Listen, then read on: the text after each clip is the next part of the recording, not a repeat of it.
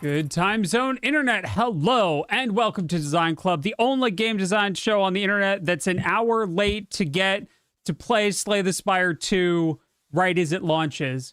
I am your humble Spire slaying host, Will, joined as always by my Spire slaying cohort, Geoff. Say hi to the people, Geoff. Hi to the people. Whoop, there we go. Hi to the people, Geoff. Hey, everybody. Welcome to launch day of Slay the Spire 2. It is March 5th, 2026, and the game dropped for, what was it, early access. Yes. Roughly an hour and 15 minutes ago. Correct. The Steam store choked because Correct. As I was complaining to Will, if one little indie game can knock Steam's infrastructure down so much that my transaction doesn't go through for 40 minutes, and we're hearing from chat that other people's have as well, they've either planned poorly or this isn't quite the little indie game that it was when it launched, what, 6 or 7 years ago for Slay the Spire 1? That's correct. How long has it been, Will? Slay the Spire 1 is a while. Let me pull that up real quick. I have an interesting factoid that has just occurred. So Slay the Spire 1 released in January of 2019. Okay. And its all-time peak, the most people that have ever played Slay the Spire 1 at once, was 57,025 on Steam. Slay the Spire is also on Switch and mobile and your fridge and your phone. It's a really good iPad port. Yeah, it's very good. The tablet I've actually port. switched from, I played a lot on PC and then restarted on my iPad, and it is now one of my 3 I can play anywhere, travel, or sitting around games. Yeah. So it had 57,000 players at its all-time peak 3 months ago, and as of right now, as we begin our stream, there are currently more than twice that many playing. 119,849 people are playing Slay the Spire 2. Now, chat also correctly points out that Marathon also launched today. Okay. There we go. I knew there had to be something else going on. Yeah, which is the other big one. However, I will say, on balance, more people are currently playing Slay the Spire 2. Marathon only has 83,767 players. So I'm not saying that accounts for anything. I am saying that there are more people playing Slay the Spire 2 than Marathon right now. I think also, because Slay the Spire is turn-based, more people can sneak a download at work and start playing it. 100%. Where Marathon is decidedly not. 100%. I also think that there is a different hype cycle, right? Like Marathon is a thing that some people have been looking forward to, right? And I am, because that was the game I modded that got me my first game design job. That's really cool. Because I modded Marathon levels. Yeah. And when I got my first job on EverQuest, part of the the interview process was, what have you made? And I brought in the modded levels I'd made in college for Marathon. And the Sony crew played them, and I got hired on the EverQuest team. That's really awesome. Well, and they looked at my mud code, but so it has a place in my heart because I played a lot of Marathon. For sure. I also think that the pitch for Marathon is a little less straightforward than Slay the Spire 2, right? So the pitch for Marathon is, hey, it's an extraction looter shooter by Bungie, and it's had, some amount of hype for it, and people are pretty interested after the server slam, and great. And the pitch for Slay the Spire 2 is, did you like Slay the Spire 1? Great. That, but more. And also, we shadow announced that we're going to do co-op multiplayer. So enjoy that. Plus, Slay the Spire has had people playing in the past 6 or 7 years. I don't think you can still play Marathon. OG. Yeah. Because, that was Bungie's game before Halo. Yep. So, more than 20 years. All right, we have gotten distracted enough. It is time, Geoff. We're gonna get on in here. We're gonna do. I want to be small because I want to see the large spire. Yeah. All right, so this is that's the spire. Look, I'm inspired. Ha ha ha ha. I like rollers. Get on with it, and we all scream, yes, get on with it. Okay, so To those about the Spire. Yeah, this is Slay the Spire 2. This is the menu when you first load the game. I noticed something missing immediately, and Geoff and I both have competing theories. So, this is everything we would expect, except there should be a thing here that lets you see all the cards and the relics, and there isn't. And so we're putting it out here now before we dive in any further, and we don't want to know, but I think that this is VCR design and that it's not going to show up until it is populated with the ironclad like cards and relics from our first run. And Geoff thinks, what did you think, Geoff? I thought they were going to pop it in like right below multiplayer and buff settings. We were noticing that there was no. Yeah, it might be an icon. It might be a something. We'll see how it goes. In the last one, it was something like that though. Like it was its own line item. Yeah, it's probably, if you've never played a roguelike card game before, a roguelike deck builder, being able to know what all of the cards do and what all of your options are and what all of your outs are is super important. So that button everything you found. Yeah, it is very, very big. So we're gonna dive into at least one single player run first, and then we're probably gonna try some multiplayer because that sounds like a lot of fun. So I'm trying to figure out why my social stream stopped streaming. That is a great question, Geoff. I don't have an answer for that, unfortunately. Here, hold on. Let me send you this. Come here, social stream. Why are you misbehaving? I want to see chat. Let me copy this, and I'm just going to send you a direct link, and this should work. Because, you know.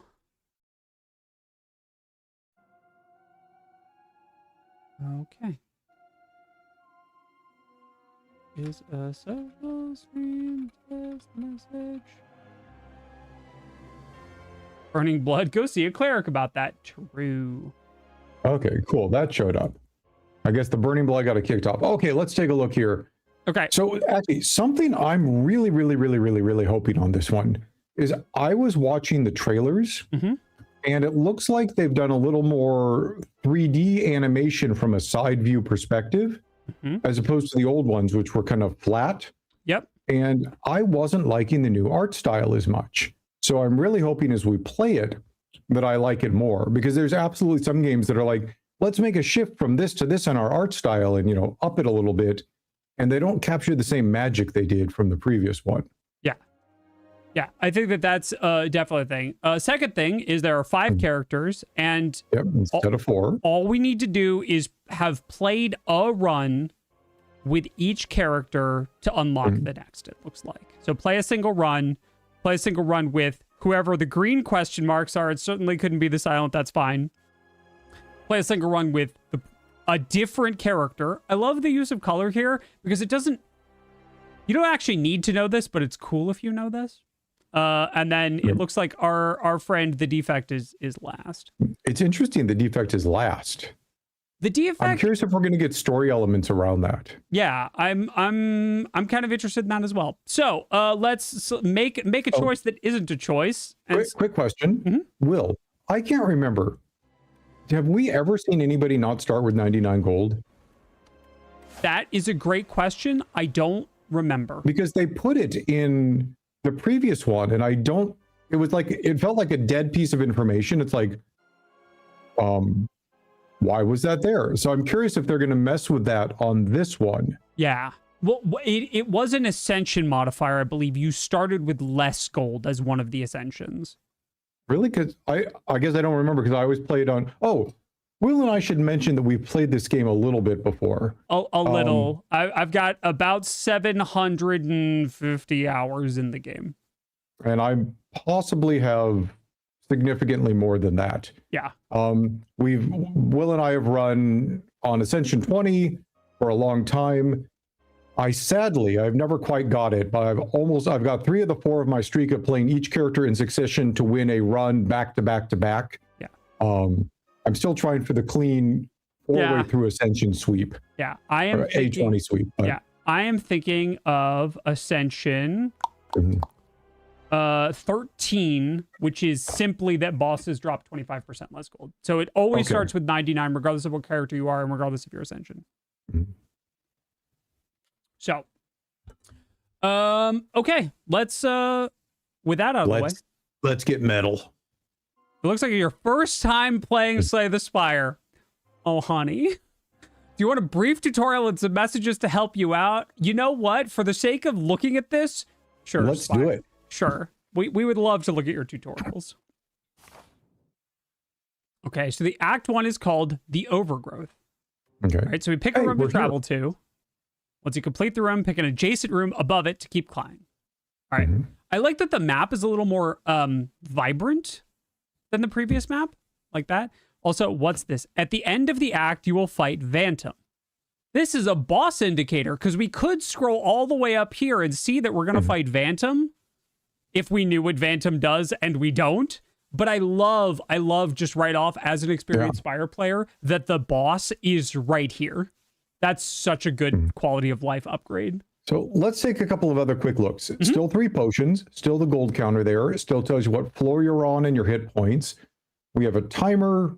Based on that, we can look at our deck, the settings. So this is roughly all the same. Oh, it is the same starting cards. It is the same starting cards and the same upgrades.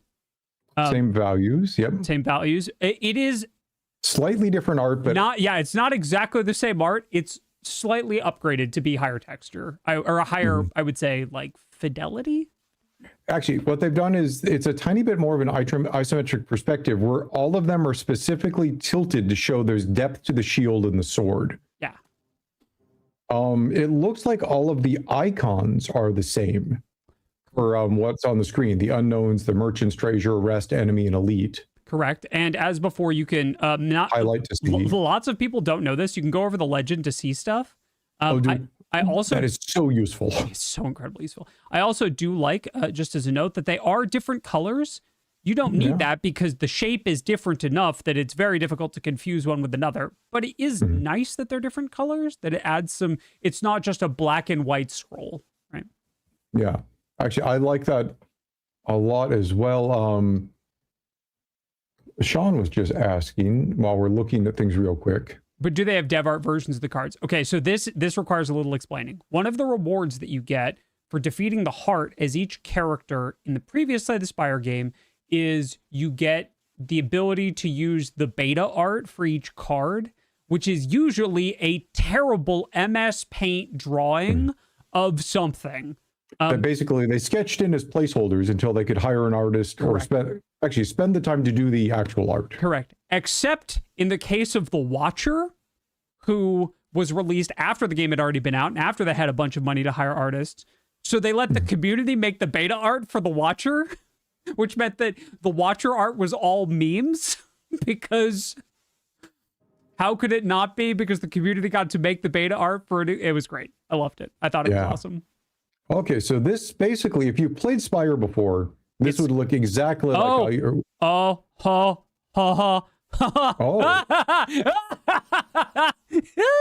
This is what paint in? Yeah. So this is behind me, and this is more relevant for multiplayer, I would say. This is going to be more relevant when there are many of us playing. But we just have like a little we have a little thing here where we can just draw on the map, and then we can erase stuff, or we can clear all of our drawings, not other people's drawings, just our drawings. That's great. I'm already excited. Okay, we've spent 3 minutes. I wonder what the TTP on actually is there random multiplayer, I wonder, or is it always with friends? It is hosted. It is friend-based co-op. There is no matchmaking to the best of my knowledge. So that means you don't have to worry about people sketching lewd images on there for random other people to see and not be able to erase. Correct. Okay, we've spent 4 minutes on the map screen. Time to do our first fight. Will it be a recognizable? No. Defeat enemies by playing cards from your hand. Cards require energy to play. Once you're out, end your turn. At the start of your turn, new cards are drawn and your energy is replenished. Play defensive cards to gain block when enemies are about to attack you. Block reduces incoming damage but wears off at the start of your next turn. During your turn, you can observe an enemy's intent above them. If an enemy is intent on attacking you, be sure to block. By the way, intent was probably one of the biggest innovations in Slay the Spire. Yes, the intent thing is huge. Mm-hmm. Okay, so this is notably not Jawworm or like one of the three basics. So everybody meet Nibbit. Unsure if it's Nibbit. the Nibbit, a Nibbit, or a thing named Nibbit, but it's Nibbit. Okay, so we're gonna... Actually, it's funny. He's attacking just like Jawworm. 12 on turn 1. Right. So and as usual with Ironclad, you only draw 1 shield. Okay, we're gonna take your 7. Yeah, we're gonna take our 7, which is fine because we heal back 6 at the end of combat. Mm-hmm. Okay, great. Intends to attack for 6 and shield. Block. So I think we defend once and then bash. Yep. To apply vulnerable. Vulnerable is still 50% more damage. I do want to call attention to a thing that's very easy to ignore on turn-based games, which is the character animations. It's very easy, particularly for those of us who have played, and I will say entirely too much Spire, to ignore that bit because it's so routine, but the animations are quite upgraded from the Slay the Spire 1 version. Tip, no more cards. If there are no cards to draw, your discard pile on the right is shuffled into your draw pile on the left. Great. It's funny, that is something I wouldn't have even thought of because I played so many of this game, but yeah, for a new player, they might be like, wait, I'm out of cards. Yep. So this is exactly... That feels scriptedly lethal, if I'm being honest. How is it exact? Let's see. Because 9 times 3 is 27, and he's got exactly 27. Oh, is he still vulnerable? He's still vulnerable. Oh, there you go. It's interesting. When you hovered over, the heart faded out enough. I wasn't seeing it for a minute. It's because there's a shadow when you target it. Yeah. That's kind of interesting. I both do and don't like that. That's kind of an interesting little thing. I do want to draw attention to the little corners on it. I like those a lot as well. You mean the corners of the targeting reticule? The targeting box, right? Mm-hmm. Okay, so this feels calculated, right? To have players recognize that if you do the thing, you have exact lethal. Anytime your first fight of a new game is exact lethal, it does feel ever so slightly cooked. Though maybe because we also opted to take the extra 1 point of damage where we could have blocked twice last turn. That's true. Or the turn before. Yep. All right. Okay, so we got gold, the normal, and... Excellent. Ooh. All right, we have 3. We have all new cards. Excellent. All right, let's take a look at these. Okay, it's time for me to make my watch screen bigger so I can read this. All right, so we have Setup Strike. For 1, we can deal 7 damage and gain 2 temporary strength. 2 strength this turn. Oh, I like that a little better than Flex. I do as well, because it also does something with it. Now, I will also be interested to see if this does 7 damage or 9 damage, because that will tell us something about the way that the operations work, because in my brain, this should do 7, and then everything subsequent should get the strength. I'm hoping that's the case, that they list them in the order of application. Yeah. Also, great call out from Teamworm here that Nibbit is in the setup strike art. Very Oh, yeah. Okay, we have a Tremble. For 1 energy, we can apply 2 vulnerable. Seems fine. Not great, but fine. And Blood Wall. For 2 energy, we can lose 2 HP, but gain 16 block. So this is... The rate is 1 energy for 5 block. So we're gaining 6 additional block for 2 health. So we're netting 4 more. And this is also 1 card instead of 2. So that's nice. Right. Usual theory for this stage, if we were playing Slay the Spire 1, is that we'd grab an attack card super early on. Yep, I agree. So we're going to take a Setup Strike. And... Proceed. I'm trying to not breeze through this, right? Because I think that there are I just want to take a second here. The backgrounds and everything else is lovingly done, right? It's so easy to reduce some of these games to abstract, right? It's not the ironclad. He's not in a place. It's just, oh, this fight. I have this abstraction, this mathematical abstraction of what the fight looks like. But there's been a lot of care put into the backgrounds and the foreground and the ground underneath them and the animation and all of the stuff, right? And I just want to call attention to that because I think I also think I don't think we're in the Spire yet. It's really interesting. When we leave this is the Overgrowth, I believe, is the name of it. So that's kind of interesting. Is this the base of the spire? Is this a different spire? Okay. I kind of think we're taking this path because we don't have enough gold to make a shop worthwhile. I don't want to take 4 more hallway fights in a row. I don't want to take an elite and just die immediately without getting an upgrade. Actually, I'm curious, Will. In Old Spire, I can't even remember. Do you always start on one spot, or do you pick one of a couple of different lines? You pick one of several lanes. This may be a tutorial thing. I'll be curious to see if that's so, or if you always start basically outside the spire, and the next level will be the first level. Okay.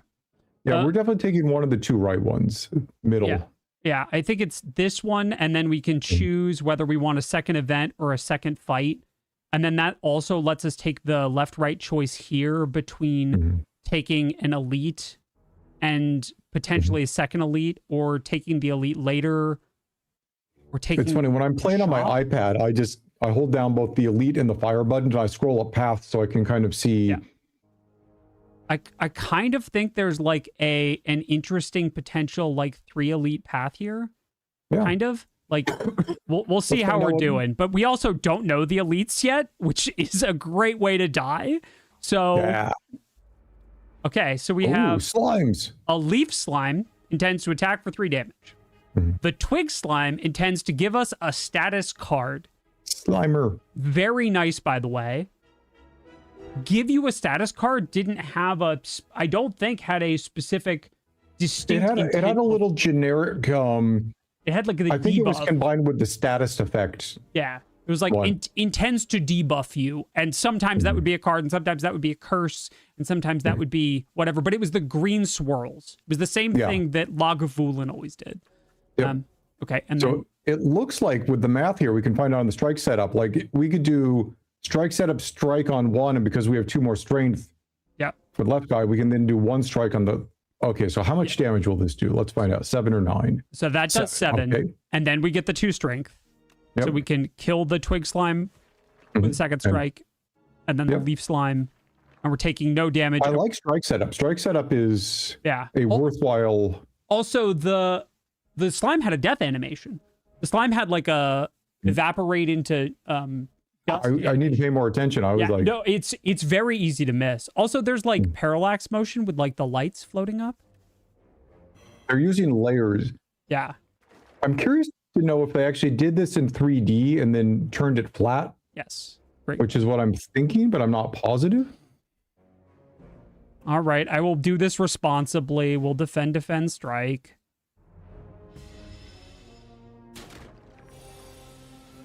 Ooh. There was also a hit motion. You getting hit wasn't the generic old hit anymore. There was a little slime explosion when you got hit. So there's a lot more detail put into this. Okay.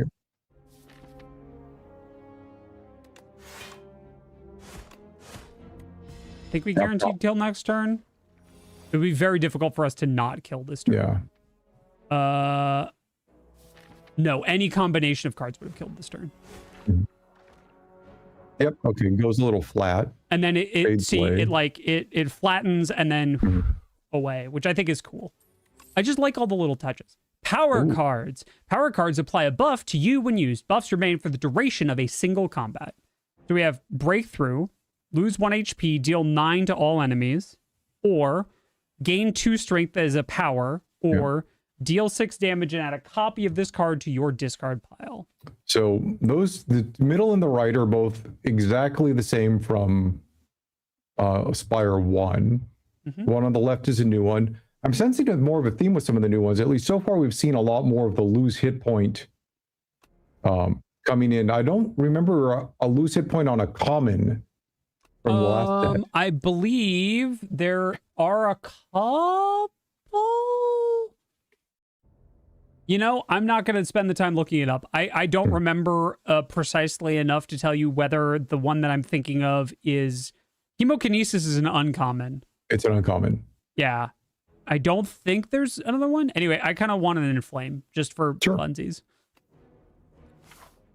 Okay, so we get an event. Our first... Oh, let's see. Okay, and we're still... Oh, this is in a new perspective. Interesting. You spot an enormous shambling beast chase off an injured green bird. In the alcove, the bird fled from a single unguarded egg lies abandoned. Your stomach gurgles. You can eat the egg to gain 7 maximum HP, or take the egg and add Birdonus or a Birdonus egg to your deck. And a Birdonus egg is an unplayable quest card which can be hatched at a rest site. Wow. I don't think there's a choice. I think we're taking the egg. We take egg, right? Just to see what this does, because what the heck is a quest? Awesome. Love it. And chat is very much in the egg train. You gently scoop up the egg and stow it, thinking it may hatch into something useful later. Okay, so I'm now... curious if that turns into the equivalent of a artifact. Maybe. It might turn into an upgraded card. It might turn into a potion. Yeah. It probably turns into an artifact, but I do want to interject the idea that it could turn into anything. Yeah. Okay, so left is monster ? Right is monster. Or monster elite fire. Let's see. If we go to the left or right, how many elites can we get after that? If we go left, we can get 1, 2 elites. 2. Okay. And if we take this one, we can get 2 more. So the right path means that we would take 3 elites, and the left path means that we would only take 2. Right. And let's see. How many? If we go right, we can get how many upgrades? 1, 2. We could get up to 2. 3 at the last. Oh, sorry, one. I never count the last one. Yeah, if we are not hatching the Birdonus egg, right? Because the egg is can be hatched at a rest site, so we're probably gonna have to spend the rest site to do that. Let's go. Let's find out. Let's go. I'd say left 1 and a question mark, and then we'll head for elites after that. Yeah, I agree. Okay, we have a bug. A shrinker beetle intends to apply a debuff to you. Oh, interesting. There's our egg. So let's inflame bash. Yep, to set up for future turns. Okay, great. Oh no, we've been shrunk. Okay, fascinating. While a shrinker beetle is alive, your attacks deal 30% less damage. And we're tiny. Right, okay. I also want to interject the notion that this is teaching us that these enemies will be part of larger group encounters later on. Why is it teaching? Why do you think it's teaching us that? Because it's while it's alive. Oh, okay. Yeah. So it becomes a priority target in group encounters to kill it, right? I'm gonna say we take 2 and then try and make the most out of this. Close enough to full health, but yeah, we can probably take 2 and we could actually probably take 7. We're doing minimum 10 next turn. I know it's suspension 0, but on good play theory, I still think we... Yeah, okay. Actually, yeah. The 3rd strike would have meant we killed for sure this turn. But this is fine because we kill anyway. We go back to full health. But if we couldn't have killed, that would have meant we had so many defends. Yeah. That, okay, fire pot. Oh, it actually looks like a Molotov. Yeah, they changed one of the latest patches for 1. They changed a bunch of the potions to be more visually distinct, and I like this one better. Okay, drink or throw potions during combat. Potions stay with you throughout the run. And a card. Oh, our first uncommon. So Iron Wave is back. Okay. We have Dismantle. If the enemy is vulnerable, this hits twice. Or Cinder. For 2 energy, we could deal 17 and exhaust the top card of our draw pile. If Ironclad still has a couple things that put things on the top of the deck. Yeah. That could be good, but we don't have any of them yet, and Dismantle synergizes with the thing that we do have, our Bash. Which is Bash. Especially because if we've got additional strength, right? Either from our... Worst comes to worst, it's an 8 damage strike. Yeah. Okay, we have another event. You narrowly avoid stepping on a bright, sharp seed. Its unmistakable color gives away that it's a sapphire seed. Weren't these incredible seeds supposed to be extinct? Legends say that consuming one can greatly amplify your endurance, but what if you plant and nourish it instead? We could heal for 9 HP and upgrade a card in our deck, or we can enchant a card with Sown. And Sown is an enchantment. Is that an energy marker? That says the first time you play this card, each combat gain 1 energy. I'm assuming that's energy you get back every turn. I think it's if you so the way it's phrased is we play it, we get 1 energy back from that card specifically the first time we play it, and that's it. Could be, but if so, it's a card for an energy, which isn't great. I believe this is in addition to its other effects. So we would like put this on like Bash. Oh, whoops, did I miss the... That's right, it did say attach. Enchant a card. Okay, So this goes on like... This is a little... They're taking a little bit of Monster Train with... with enchantments. Yeah. Yeah.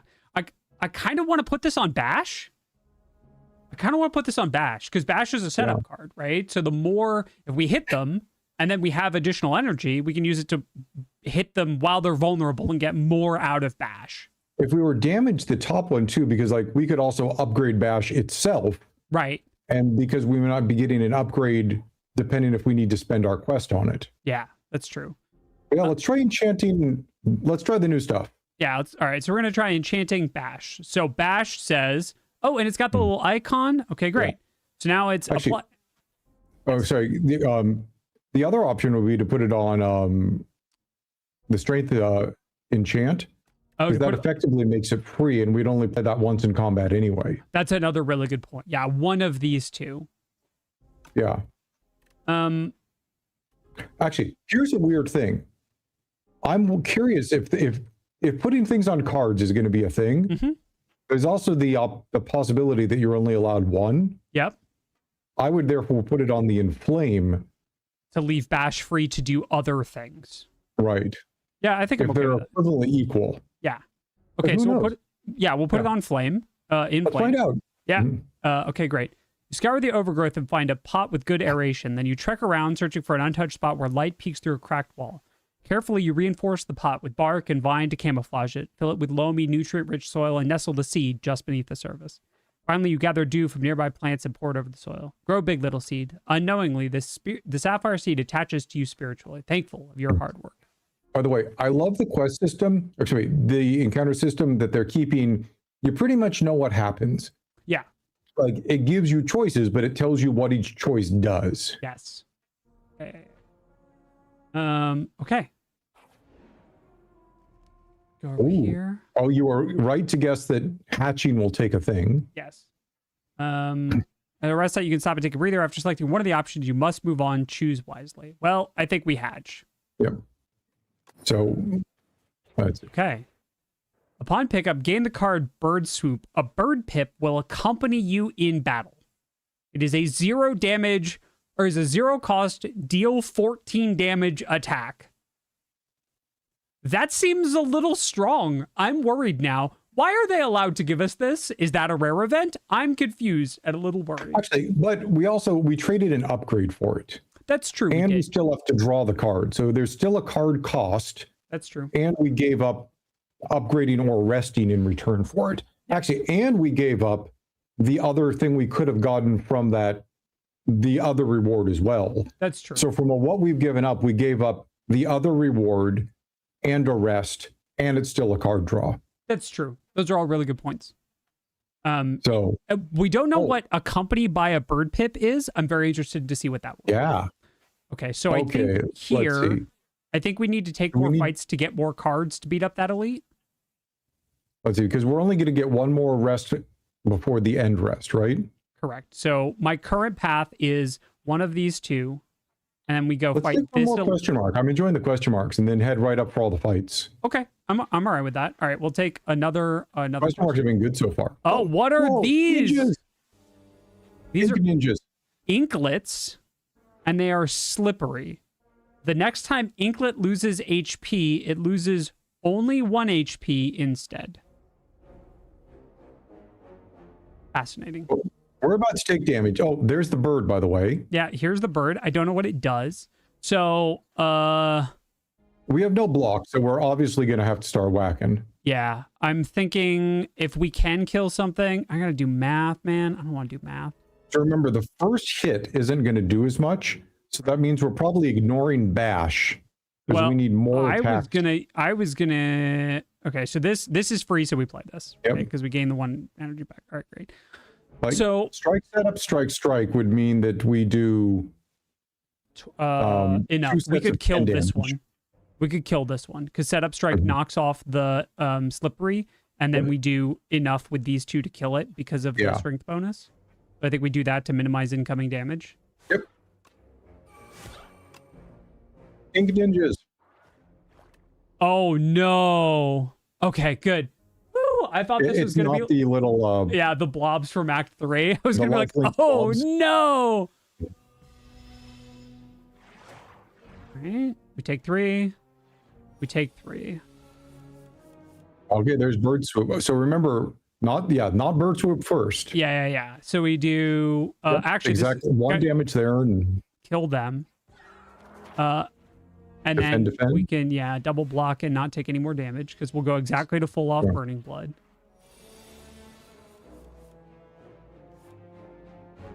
This kills. Mhm.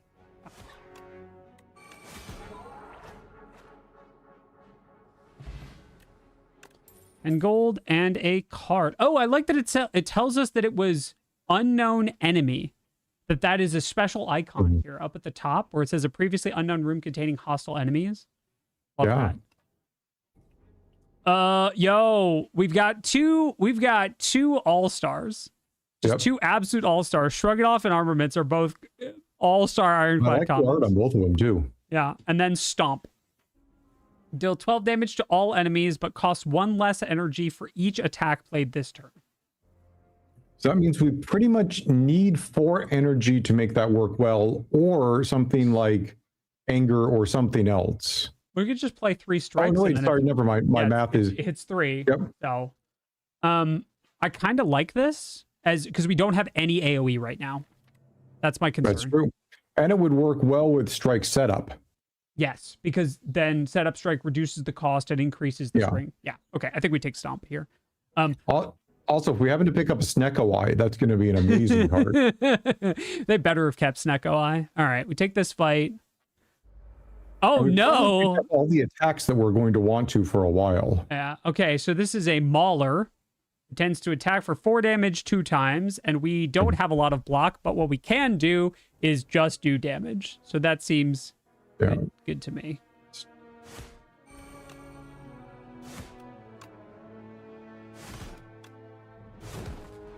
Okay, we're going to take 8, and that's fine. I'm very worried this is a lot good. of damage.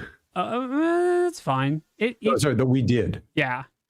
Okay, so we obviously inflame here, and then this is only 24, so we're going to block and then do 16. Mm-hmm.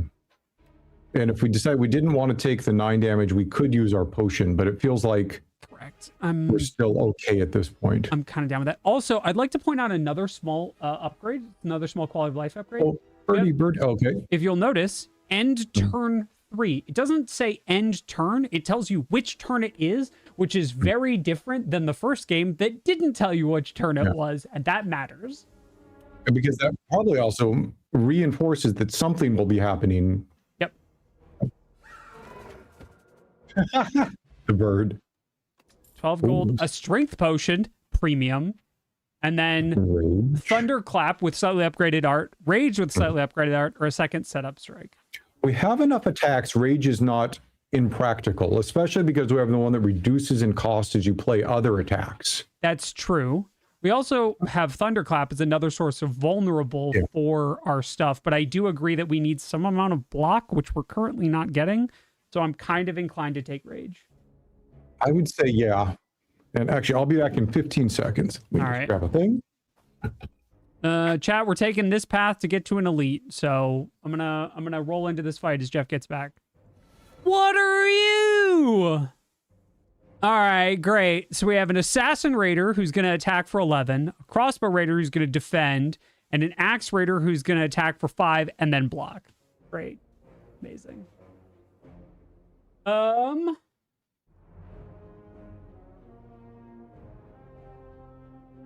You know, that's a really good question, Violence. Violence had a really interesting observation that wonder if strength affects the pet card specifically.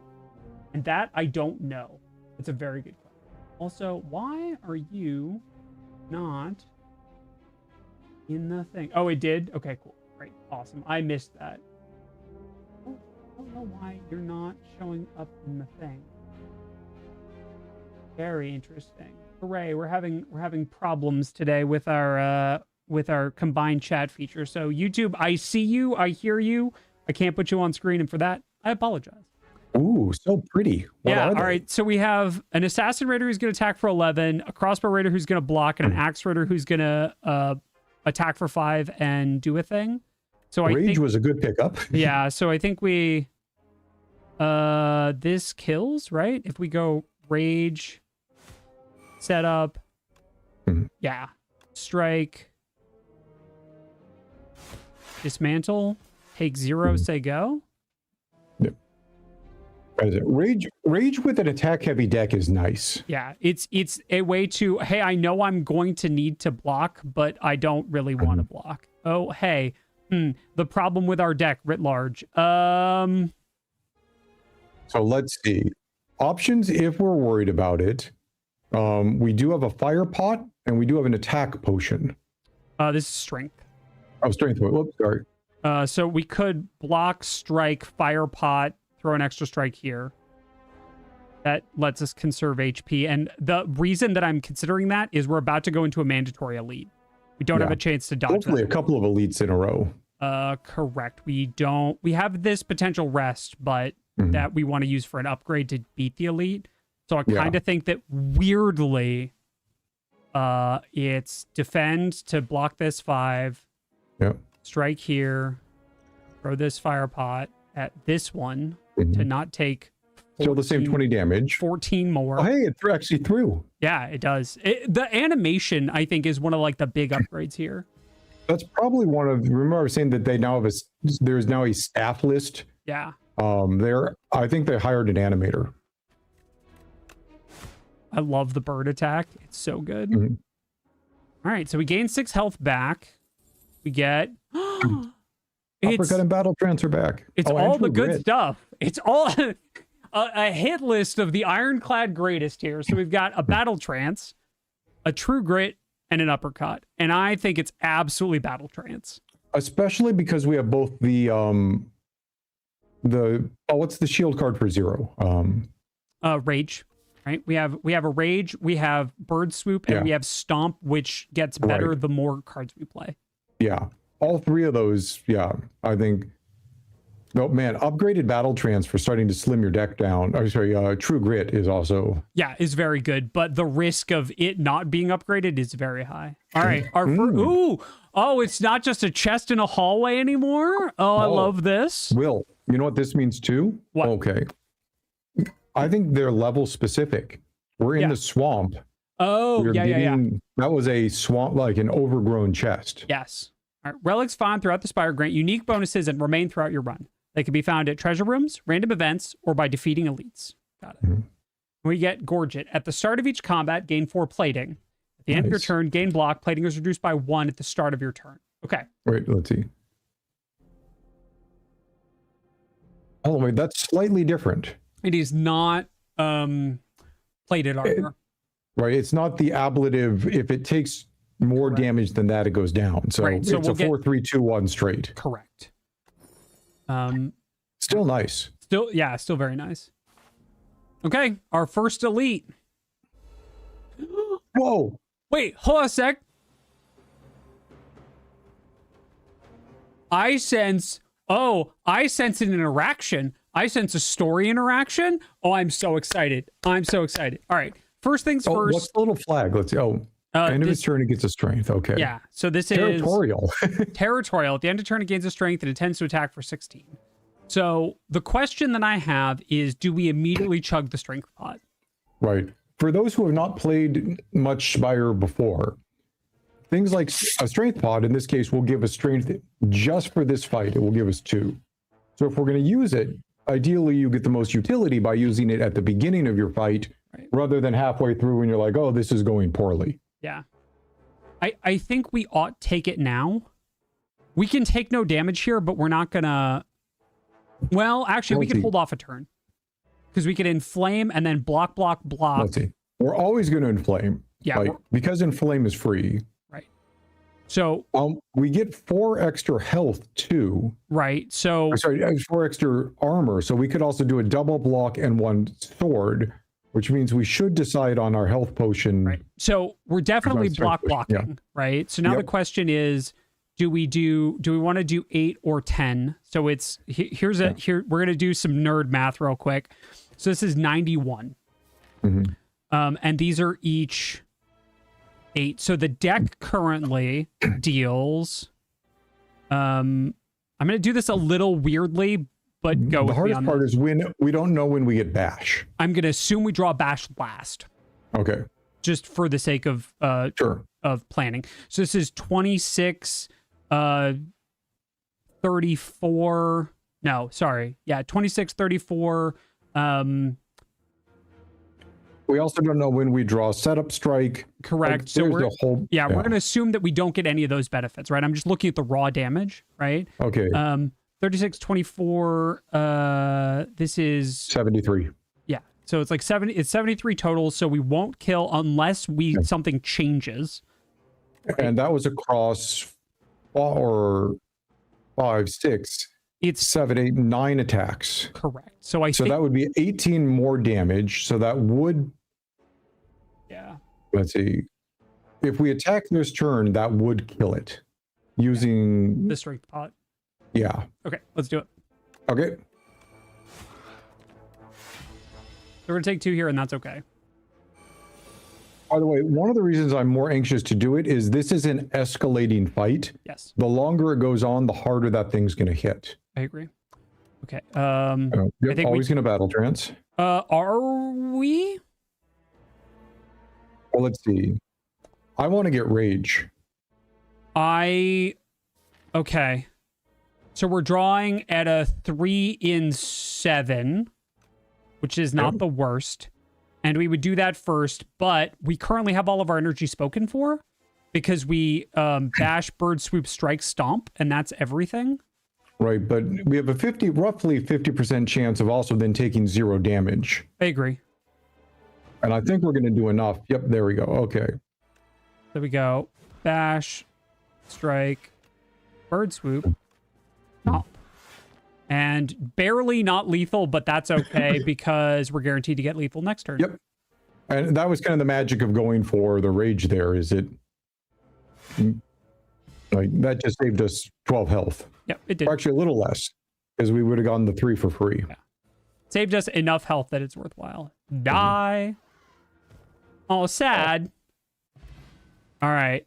Ooh. 39 gold, a block potion. We upgrade our strength potion into a Vajra, which is just 1 permanent strength. Ooh. Bludgeon, okay, fire. Okay, so we got thoughts. 1, bludgeon is back and it's uncommon. That's weird. Bludgeon used to be rare. That's a thing. Fire. Actually, I don't disagree with that. It does a lot of damage, but it's still a 3-cost attack. Yep. Oh, interesting. Ooh. So for some of these, by the way, bludgeon obviously has a straightforward upgrade. It does more damage, right? Yep. Pyre, it could have cost less or do more or do something else, right? Mm-hmm. Upgrades are not always linear.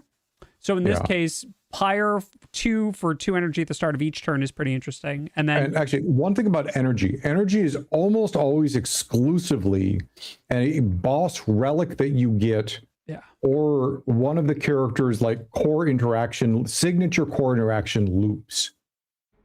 So it's not a common thing to get it. Yeah, I kind of want Pyre here. Yeah, actually, show me Evil Eye again. Let's see. It's 8 and 8 block if you've exhausted a card, and 11 or an 11 block. But we don't have a lot of exhaust yet. We have no exhaust right now. So I think Pyre seems really good, especially since we have battle trance to draw extra cards. I agree. Okay, now we take this fight. Yep. And this fight is... Oh, we have two nibbits. Nibbit. One nibbit. Two nibbits. We attack the one with less HP first. Although this one... no. This one is powering up. So we attack the one that's powering up first. Because it will be the bigger problem. And then we play this to use all of our energy. It's like... We do have a block pot. It is still 12 block. Yeah. By the way, 1 strength may not seem like a lot, but 1 strength really adds up over the fights. It do. Okay, so we're going to be able to eliminate that guy.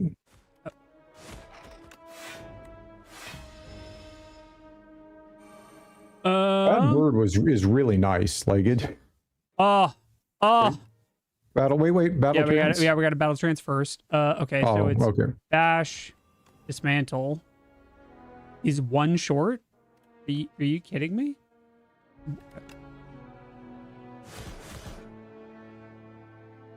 That's fine. We're taking 12, but we're healing for 6, so we're only really taking 6. Yeah. Stop it. We have the same thoughts on this. An energy pot. Very nice. Same 2 energy. Okay. Oh. Okay. Very. We've seen tremble. We have whirlwind. So here's an interesting interaction. Whirlwind can be played for 0. So, and it works well with rage, therefore. And works well with rage, and also works well with stomp. Because it doesn't care that the attack has done anything. It just cares that we've played it. So I can go bash, strike, whirlwind for 0, then play stomp. We also have pyre, which upgrades our energy. I agree. And we have free draw, right? And we're getting a lot of attacks in our deck, like more than I would normally like. But I think whirlwind, because of our other interactions. Yeah, I agree. If one of these was a block card, I would be much more tempted to take the block card, but they're not. So whirlwind. Okay, we go left because that's how we get an extra upgrade in. I think so. Yeah. Like we don't need the rest. Let's see. We actually haven't upgraded yet. Okay, so we get to pick a card to upgrade, and options are... So, the same as 3 to 8. This is just 18. This is probably 19. What does Stomp do? 15. Okay, just a little more damage. Slightly more damage isn't amazing. It's nice. Yeah. But like Battle Trance, let's see, that should... Inflame is probably going to go to 3. Yep. Battle Trance, does it go to 4? Yeah, Rage goes to 5. Battle Trance goes to 4. Yeah. 3 to 5 block per attack is actually pretty big. I agree. The other big one would be Bash for the 3rd vulnerable, but... Let's make sure it still does 3 vulnerable. I believe it does. Okay. 1 extra turn of not having to use that is really good. Yeah. And then, of course, there's Pyre, which is just going to be 1 extra, or 5 energy a turn instead of 4. Good call. Violence correctly points out that Bloodletting is a downshift. Bloodletting was also uncommon and is now a common. Very good call. Oh, you're right. Yeah, we're getting... it feels like we're getting a downshift in things that cause the Ironclad to pay life. That those are... because I said, I don't remember any of those being in the common set last game. Yeah, I agree. So they're leaning into it. The other one is... The other one short list. Yeah. Pyre. Pyre. Trance. Rage. I think Pyre, Rage, and Bash are all... Oh, and Battle Trance. Yeah. 1 extra card is always strong. I am generally it's hard to argue, though, with Bash. Yeah. It is our only real source of vulnerable, and it makes Dismantle so much better and everything else better. Let's just upgrade Bash. Yeah. Yeah, I think it's... The extra turn where everything stays nice, I think stays vulnerable is pretty huge. All right. Come here, Elite. Oh, no. Strategic intends to give us 3 status cards, and upon dying summons something. Okay, well, fortunately... We're always in flame. Yeah, fortunately for us, we have a setup turn. And actually, Battle Trance will help quite a lot with status cards as well, because it's going to let us... it's going to let us churn through those more quickly, right? Yeah. Yeah, hate that. Correct. Whoa. Whoa, those look gross. Infection unplayable. At the end of your turn, if this is in your hand, take 3 damage. Gross. I hate it. So unplayable, but they're looking for discard or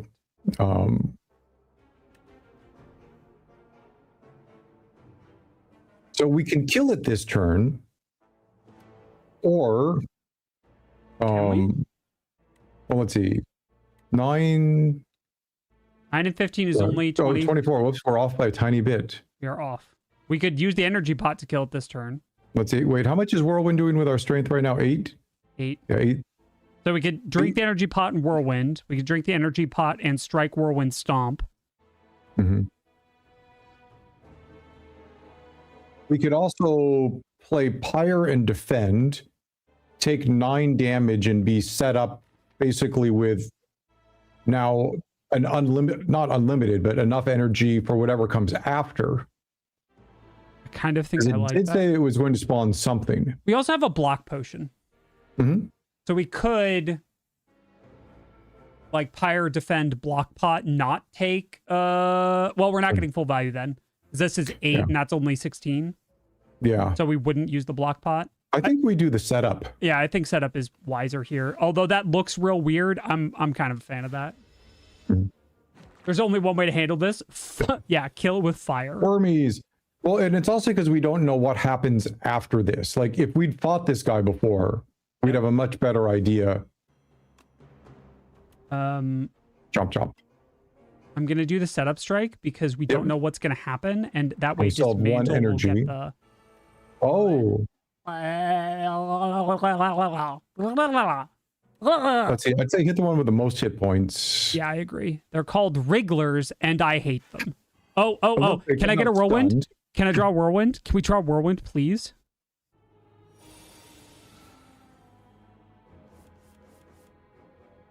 At least we get a Rage. Yeah, we get Rage, and we get to play our whole hand. So this kills here.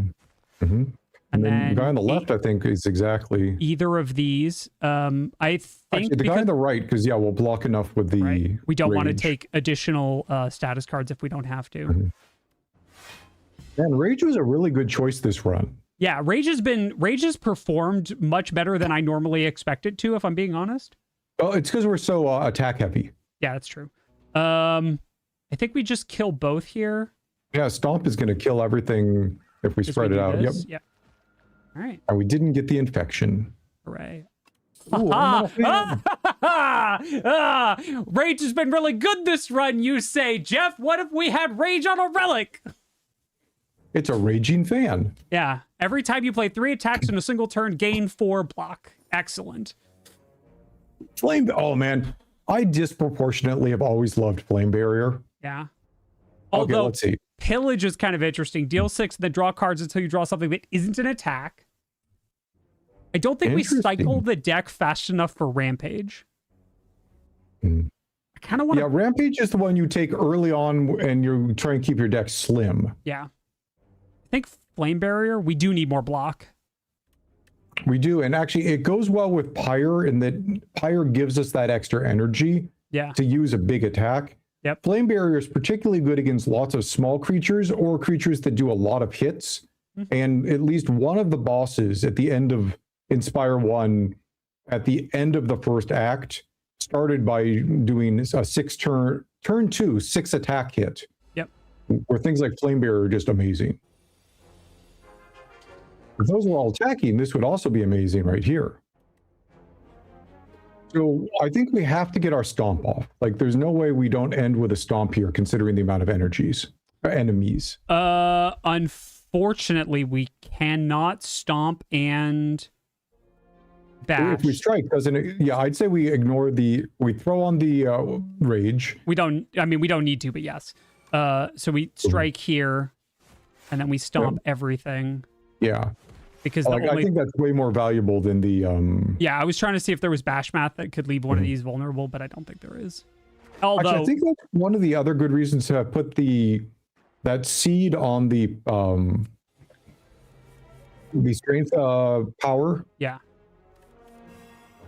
The Inflame, there we go, because we can always play Inflame. We can't always play Bash. This does 8 3 times. There we go. And then they died. Mhm.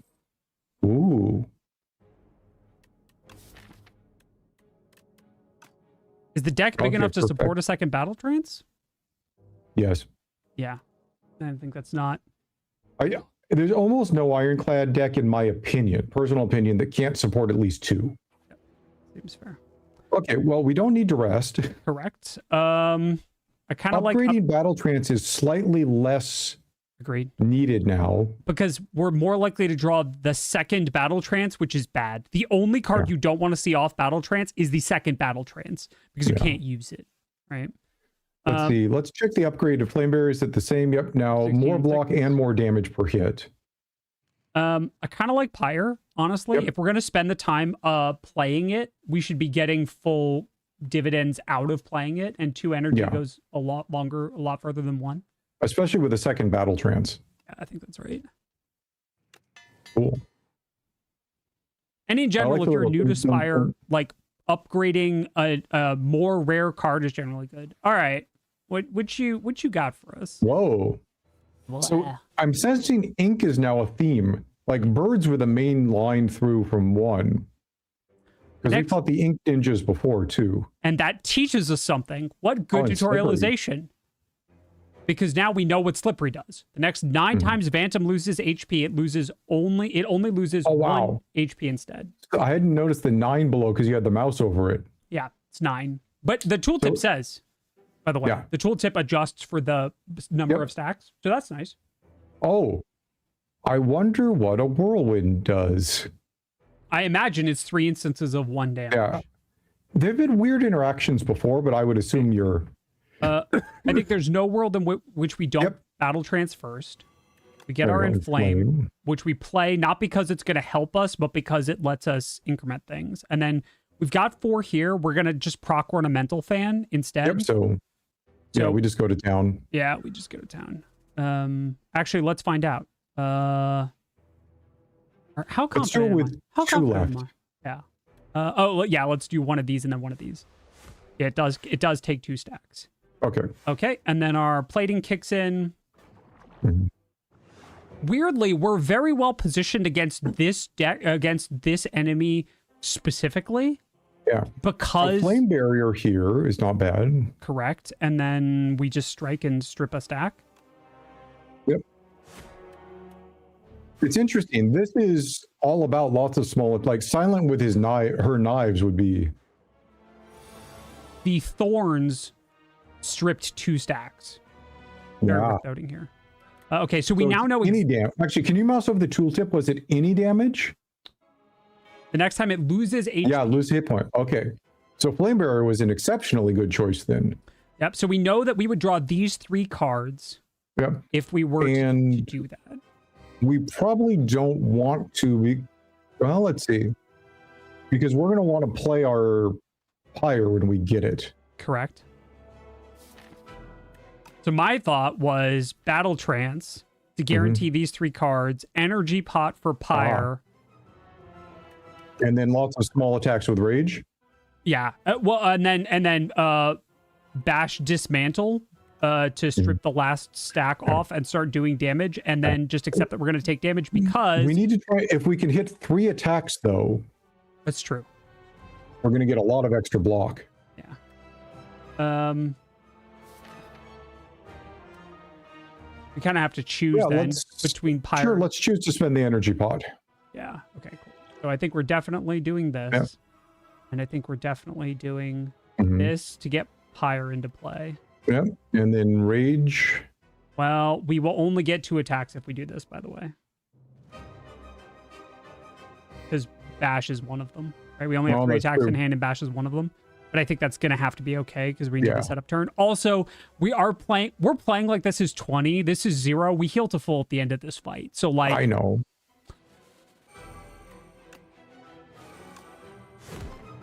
You do take the hit. So the first one does 1.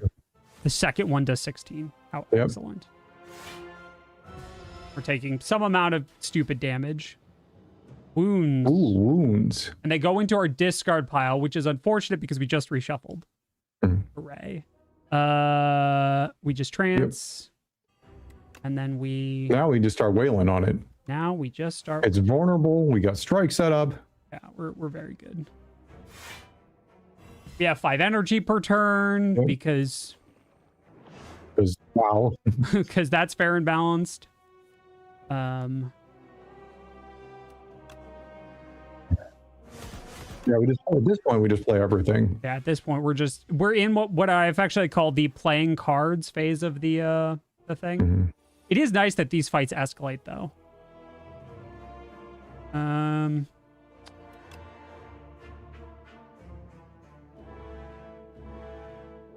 Yeah, I think that and Whirlwind probably kill it. Yeah, it does. Math. Oh, Well, we've discovered an epoch. What? Wait, what was that? There was a thing. We got like a little Yeah. pop-up that said epoch discovered, and it had like little purple chains. I wonder if that's going to be a logbook entry. Oh, Ooh. Transform all attacks in your hand into giant rock. Okay, now here's a big question, and I don't know the answer to this. Is that one giant rock or all giant rocks? That is to say, if I that's a good question. right? So that's a good one. I think it's one. I kind of think it might be. Demon form is still silly. And Thrash, deal 4 damage twice, exhaust a random attack in your hand, and add its damage to this card. Oh man, I want to see that with bludgeon. Yo, for real? You Wait, just what was the upgrade on that? 6 damage twice. Okay. So not ever worth upgrading. But I imagine, by the way, that that's permanent, or that's for the rest of combat. That's my instinct, right? So let's see. Demon form is usually hard to get in play because it costs 3. But we have Pyre. We do have 5 at this point. And one of the things about demon form is if you can hold out long enough, you're just going to win Right. card. Like 2 or possibly 3 strength escalating. Yep. Is good. Primal Force would be interesting because it could theoretically slim down our deck or get rid of a whole bunch of strikes to make our deck slimmer with our battle trance for other more interesting cards. Oh, I have a thought, Jeff. Yes. That says transform. Is that permanent? I don't know. We have so many questions. I kind of feel like we have to take Primal Force for science. Gotcha. My guess is it's for the battle. I agree. But also science. Sure. Okay.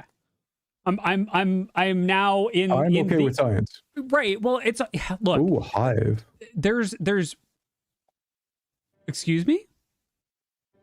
This is the beginning of the what? What? I have questions that begin with and end with what?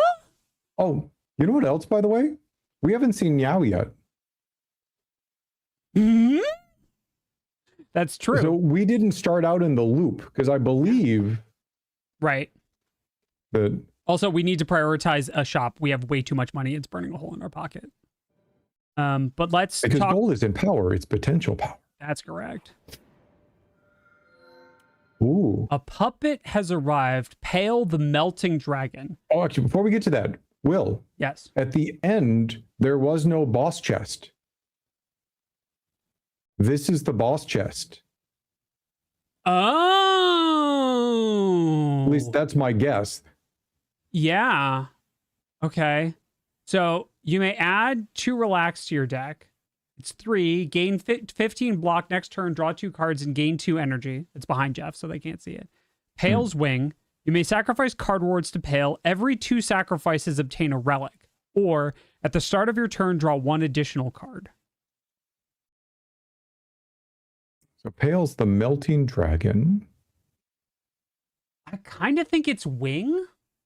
Okay, let's go over those again. So Relax was 2 expendable cards that 15 block. Yeah, 2 next turn we draw 2 cards and gain 2 energy, and it exhausts. Pale's Wing is we can sacrifice card rewards, and every 2 sacrifices that we do, we obtain a relic. And we're starting to get to the point where we should be taking less card rewards. They have to be really good to just not bloat out our deck. Right. And then draw 1 additional card, but we've already got 2 battle trances. Right. I mean, it wouldn't hurt because we'll have the energy at some point. I agree. It wouldn't hurt, but we're not hurting for it. Yeah, right and now. relics are pretty much always great. This seems bananas. Yeah. Let's do it. It's a little bit like Black Star, but It is a touch.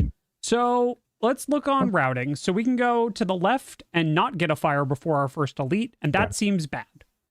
We can go... Can you highlight the merchants, by the way, as we go up? Yes. Okay, so if we want, there's 2 merchants or 1 to 2 merchants on that path, and that's the only way to get merchants until the end of the act. That is correct. Short of a question mark. Correct. And we can take... I kind of like this ending, right? Where we have an option to take another merchant at the end of the act, right? And we have a elite Okay, fire. so going down, so that's 1 elite, 1 campfire. So if we go this way, we have to come through this way or this way. We'll get 2 elites and 1 campfire if we do that. Yep. Or we could get 2 elites. Actually, we could hang a left. Right. What happens if we yeah. And get a second shop though, which feels like a potentially wasted floor. But we do get another elite and another fire. Yeah. We're getting this shop here instead of this shop here feels bad, but I agree that it's not the worst thing. We could also head up that way and see what happens. I think regardless, yeah, I think we want to go here and take some more question marks because we've seen that they're absurd. They're just straight up absurd. Sure. Let's learn some things. Science? It's interesting that there's no... What are you? Well, I'm still impressed that there's no end boss chest with the boss relic pick. Like they incorporated that into something new. Yeah. And that, like, it feels like a way to control the variance over what the selection is, right? You got Pale. These are the relics that Pale, or these are the things that Pale might be offering you. And it might not necessarily... We'll have to see what the range is. Pale probably has... 6, I would say. Yeah. My guess is probably around 6. Okay. Okay, so what do we want to sacrifice to Primal Force to see how it works? If we're doing it completely for science, we should probably have 2 attacks, but also all of our attacks are really good right now. Yeah, I kind of, yeah. I kind of want to like just bash, setup, strike, bird swoop, and just say go. And take the 9. And just take less because we've got the fan too. So we're gonna take. Oh, that's right. The fan, yeah. So we're taking 5. You're right with both of those. Yes. Yeah. The little bird just jumping around makes me so happy. Like, this really feels like a game that shows the quality of the details, right? Yeah. Like, which is something they just didn't have the staff to be able to do in the original. Right. Like, taking the chance to do all the things that you wanted to do before and couldn't is always a really cool thing to see. Oh. Block is not removed. Stunned if all block is removed. Fascinating. So we rage, strike, stun you. Let me play this for fun. I had fun thinking of kind of states and interactions here. We've got a lot more. There's a lot of cool stuff going on. Okay. Gold card, bloodletting, iron wave, sword boomerang. That feels like the bloodletting plus has a tiny possibility for whirlwind, but I think like comparing that to half a relic. Right. Yeah, that's the hard part. Against half a relic, I think no. Right. Yeah. Like we don't want upgraded commons right now. We're looking for like an upgraded uncommon, a rare, something like that. I'd take an upgraded shrug it off. It's true. Yeah, we need an upgraded card that fits a need we have, like block, not more energy. Hey. Okay. Oh crap. All right. Well, we've got a shop. Okay. So actually, hit the map again before we go in. Let's see. So we're gonna have to take the other shop, and we could head off then to the right. Yeah. It's okay. Much more likely now. It's like the one thing we didn't want to see. All right, this is our first shop of the new game. Okay, shops have not changed over much. We have, so much. Let's go about this methodically. The relics are usually some of the most important stuff. Upon pickup, choose an attack or skill to enchant with royally approved. The card has innate and retain. Start with it in your hand is innate. and it retains every turn. So, or if you don't use it. Correct. So basically it's, you know you're going to get it and you can hold it as long as you want until you need it. That is correct. Or every time we play 10 attacks, gain an energy. Straight up nunchucks. Always good. Whenever you enter a shop, heal 15 HP. Not worth. Or on Ascension 0 especially, not worth. Yeah. On higher Ascensions, maybe. We have discard any number of cards, then draw that many. Yeah. So same gamblers, same liquid. Same liquid thorns, same skill pot. Removing a card, removing a strike is always an option. Correct. We also have a stone armor on sale, which would give us 4 more plating. Wait, was the other one plating as well? Yes. So it would stack with our Gorget. Yeah, so that's going to, put us up to 8. Yep. We have a pillage, which doesn't feel great. A taunt is kind of interesting. It blocks and applies vulnerable, and our upgrade is 8 block and 2 vulnerable for 1 energy. So come get this. Yeah. We've seen bloodletting. What's the other one? Unrelenting. Unrelenting. Deal 12 damage for 2 energy, and the next attack you play costs 0. There was a block version of that last one. But it was swivel, and it was Watcher. Bolas is kind of interesting. Deal 3 damage. At the start of your next turn, return this to your hand. Oh, cute. So that one is particularly interesting because of both Rage and Ornamental Fan. Yeah. It's not great, but it helps trigger both. Actually, it would also go really well with Nunchucks. Yeah. So let's see. This we could afford both of these and nothing else. There's also what would we want innate?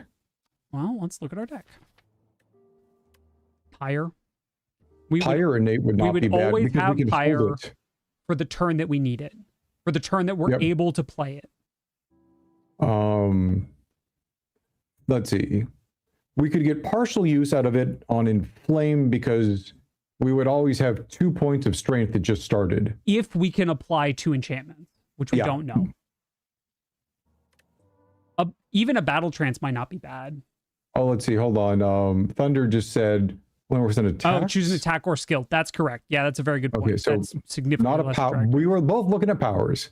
Yeah, that's significantly Battle Trance is not bad because we would just start with 1 and we'd be able. It's like draw 3 cards whenever you need the first. Right.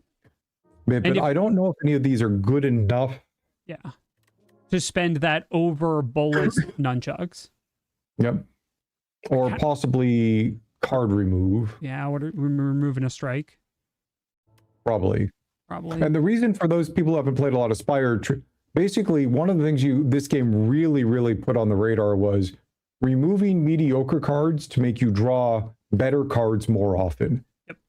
Like, it's not necessarily an intuitive, why would I want to pay to make my deck smaller? Because most RPGs, you take your stuff to the shop and you're like, hey, shopkeeper, buy it from me, not I will pay you to take it. Yeah. I kind of just want to try this Bolas Nunchucks thing. Yeah, let's do it. I'm going to be really honest. We can't even afford the stone armor, unfortunately. We're off by 2 gold, which is a shame. I like, by the way, that it's, again, this is one of those, they put a lot of care into it. The merchant is not just sitting in the middle of the hallway anymore, right? The merchant has a whole scene. Merchant is in a place. I love it. Oh my God, what are these? Let's see. What was he imbalanced? If Bulbug Rocks attacks are fully blocked, it becomes stunned. And we know it attacks first based on its position. Correct. Enemies always attack from left to right. Bottom to flame, top? Yeah, I'm sorry. Top to bottom. I think. Yeah. Well, looks like we're not going to get to... Oh, no, we will full block if we flame barrier. This would also be a good chance to check out what Primal Force does.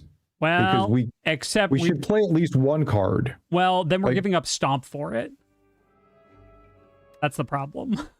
Mm-hmm. Are we down to give up Stomp for a giant rock? Actually, we can't play the giant rock this turn. Let's wait till our next. Yeah, let's wait for another chance. Mm-hmm. We stun. Like the little eye spin. Seems like an excellent turn to fire. Yep. And then this is buffing, so I'm gonna smack this one because I don't know what that buff does. Mm-hmm. Okay, we are now online. We have. Actually, no, we still have our Inflame. There it is. Let's see, how much does Whirlwind do? 40. 40? Yep. 40 seems like more than their HP. Chop, chop, chop, chop, chop. A Swift Pot to draw 3 cards. Phenomenal. Mm-hmm. Okay, so we're halfway to an artifact. So body slam damage equal to block. Not great. Importantly, though, that's during our turn and not after the end when we get our bonus. Correct, and we've got a lot of bonus stuff. Bully is another free attack for nunchucks, but we don't have a lot of vulnerable, and it's kind of low card quality without that. Yep. Oh, wait. Oh, that's apparently we missed that one of the bugs had plus 15 strength. So I'm kind of glad we killed it when we did. I missed that too. Yeah, okay. I think let's get the relic, because I kind of want to see if it's a choice or if we get a specific relic. Yeah, let's find out. Sacrifice. Bellows. The first hand you draw each combat is upgraded. Nice. Very nice. Big about. Okay, we have to go to this shop, and that stinks. Actually, there is a method to this, which is that we have to walk by this shop. We don't have to go in. So let's tell why. So the way that this works is that if or at least worked, and we assume still worked. We're assuming it still works this way. Is that if you see a relic in a shop, it is removed from the relic pool, and you can't see it again that run. Which means that if you don't think you can make a meaningful difference to your run, you're generally speaking better off not going into it, because it might show up again later when it could be useful. Right? There's no... But it also may take some bad relics out.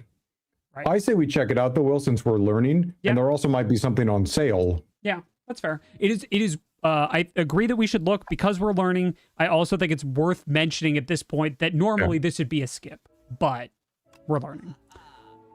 We can buy nothing, but we have... Upper left. Gnarled. Upon in pawn pickup, enchant up to 3 attacks with sharp 3, which is just 3 extra damage. Happy Flower. Yay, returns. Pendulum. Whenever you shuffle your draw pile, draw an extra card. Oh, that's cool. Perfected Strike. Back. Bludgeon. Expect to fight. Gain an energy for each attack in your hand. As a skill, okay. And it reduces to 1 energy. Fascinating. And actually, so that's one you're going to have pretty high card draw for. Was that information ever presented to the player by the game? No.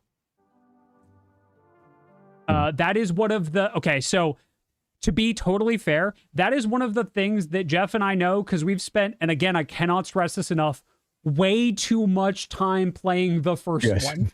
It's too much. Way too much time, right? And that, I think, is part of it, right? It's also because we play at a level where that matters. If you're playing on A0, that doesn't matter. You can do whatever you want and just mess around and have fun and try things and see what works. At A20, it really starts to matter. Or whatever the highest ascension is for this one, it's really going to start to matter. Ascension 20 in Slay the Spire is difficult enough that a good number of people can have never beaten it. Yeah, correct. It is designed from the get-go punishing to have a less than 50% win rate. Like, that was their design intent when they made it. I want to see what Salvo does. 16 damage, 12 or 16, and retain your hand. Upgrades seem less great right now. Like, there are a lot of upgrades that just seem less great. What was juggling? Juggling is innate. Okay, well, let's see. Add a copy of the third attack you play each turn into your hand. Okay. So forget that with bolas. Yeah. Now we just bolas. That could be almost not an infinite bolos. That could be a lot of bolos. The problem with that is that our hand fills up with them and then we start having problems, right? We could roughly do it 5 times and then... Yeah. Yeah, that is very true. Nova is correct. It is mathematically possible to get an A20 run that is unwinnable. We wrote an entire EC episode about it. That was a long time ago. All right, I don't think we want to perfect it strike. I think we should move on.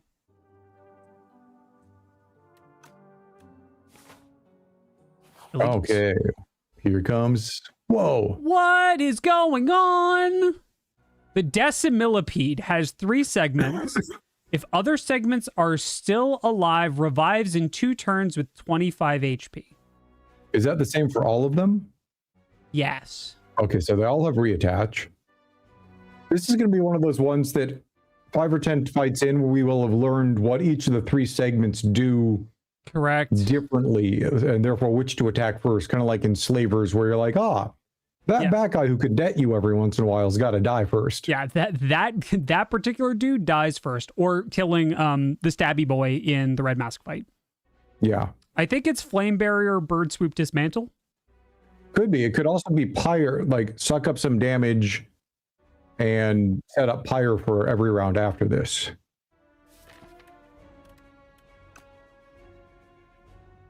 Because Whirlwind would be particularly good in this fight. Yeah, you're right. Especially, well, my concern is if we're not going left because we're going to see another shop we can't use, then we don't have a fire before the next elite. So I'm kind of in HP preservation mode. We're also at max hit points. That's true. Like if we're ever going to spend hit points, now's a good time to do it. Yeah. Yeah. Okay. I'm on board with that. And then I still think we Bird Swoop Dismantle to start working on one of these. Let's work on. Okay. Let's see. Hold on. Well, Bird Swoop's always going to happen. Right. We could also, because these are all upgraded, we could get 8 plus, we could get 12 points of, or 12 block. Yeah. Like the upgraded defend is not terrible. And we are going to get Whirlwind, we know, pretty soon. That's true. I'm going to hit the one with the most, right? Because with 5 energy, we want them below 40, because 40 is the magic number for killing them all at once with... Well, actually, we already have a point of strength. I think that's going to be 45.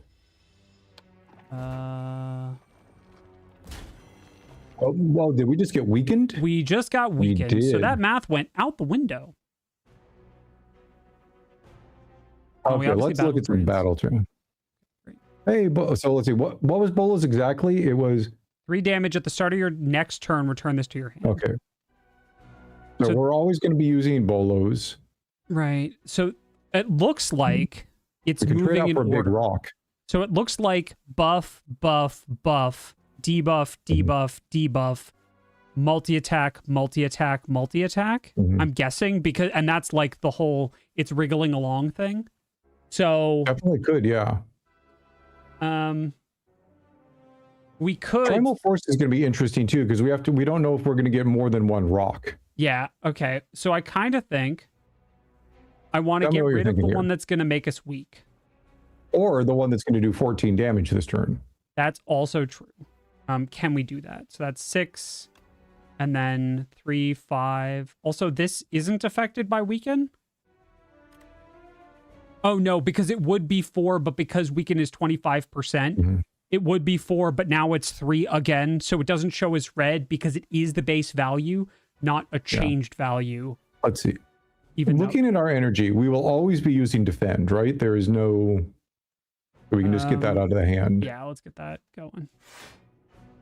Okay, so then we set up strike first. Olas. Primal Okay, Force. do we want to chance 2 rocks or 1 rock? I kind of think I'm down to chance both of them. Because they each turn into a giant rock. Okay.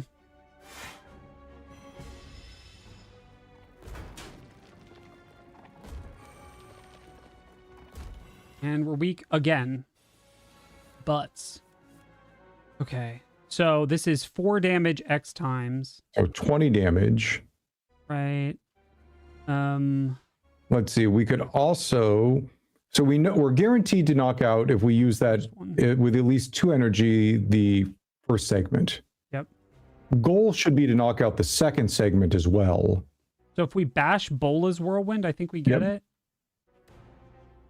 And we need 3 attacks, which allow just for the extra block. Yeah.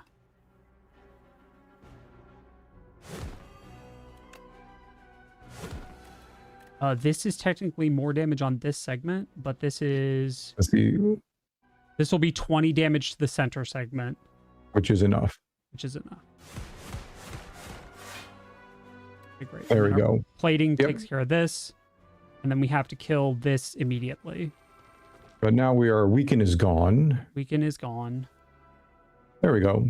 Yeah, so we go Inflame...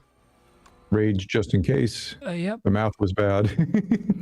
Rage just in case. Neither Geoff nor I can do math, but it turns out we can do math. That was a cool fight.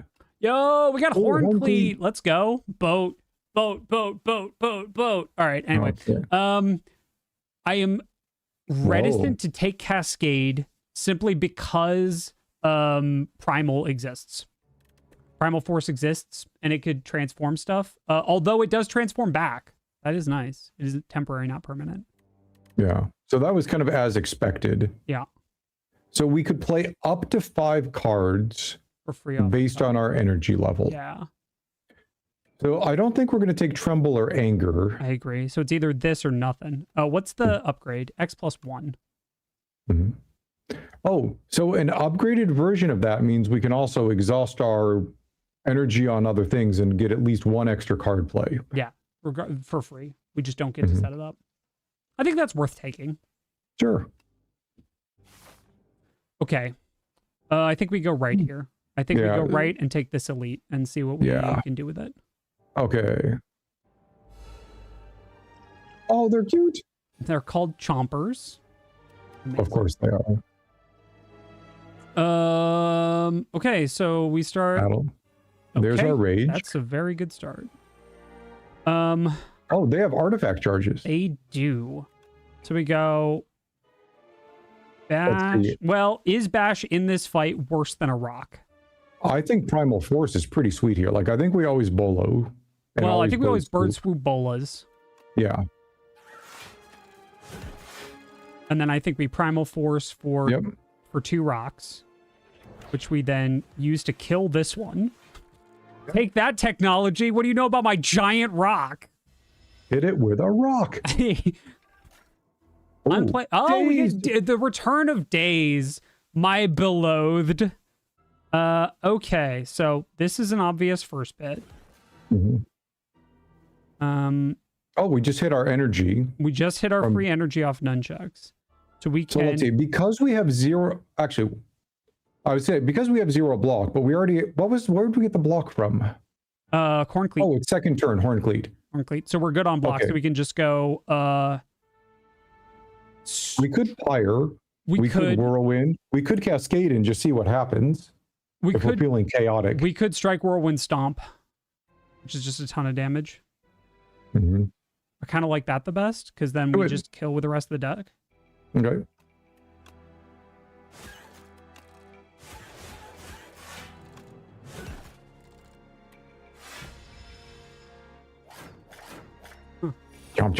Rock. Yes, Primal Force and Anger is incredibly good. You're correct. Okay. I'm liking those bolos. The return, the extra attack. Ooh. Grapple. And hey, you got to shrug it off. Deal 9. Whenever you gain block this turn, deal 7 to the enemy. So that's it's upgraded. I'm curious what the unupgraded. Can you click on that and see the unupgraded? 7 and 5. Okay. So that would be particularly good with Rage.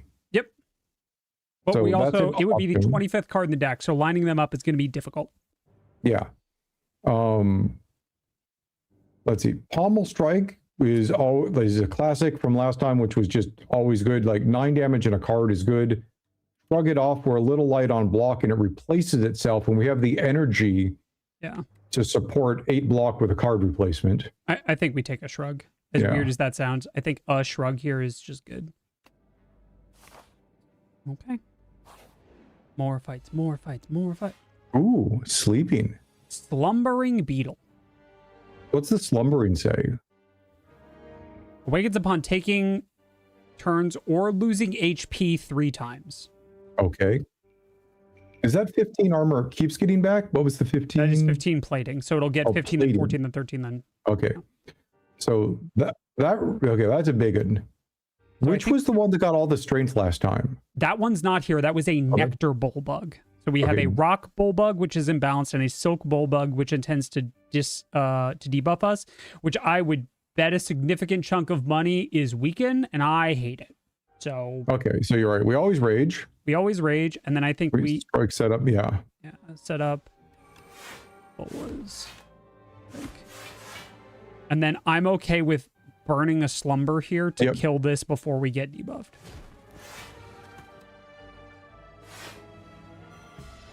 And this turn we get Horn Cleat, so that's good. Mm-hmm.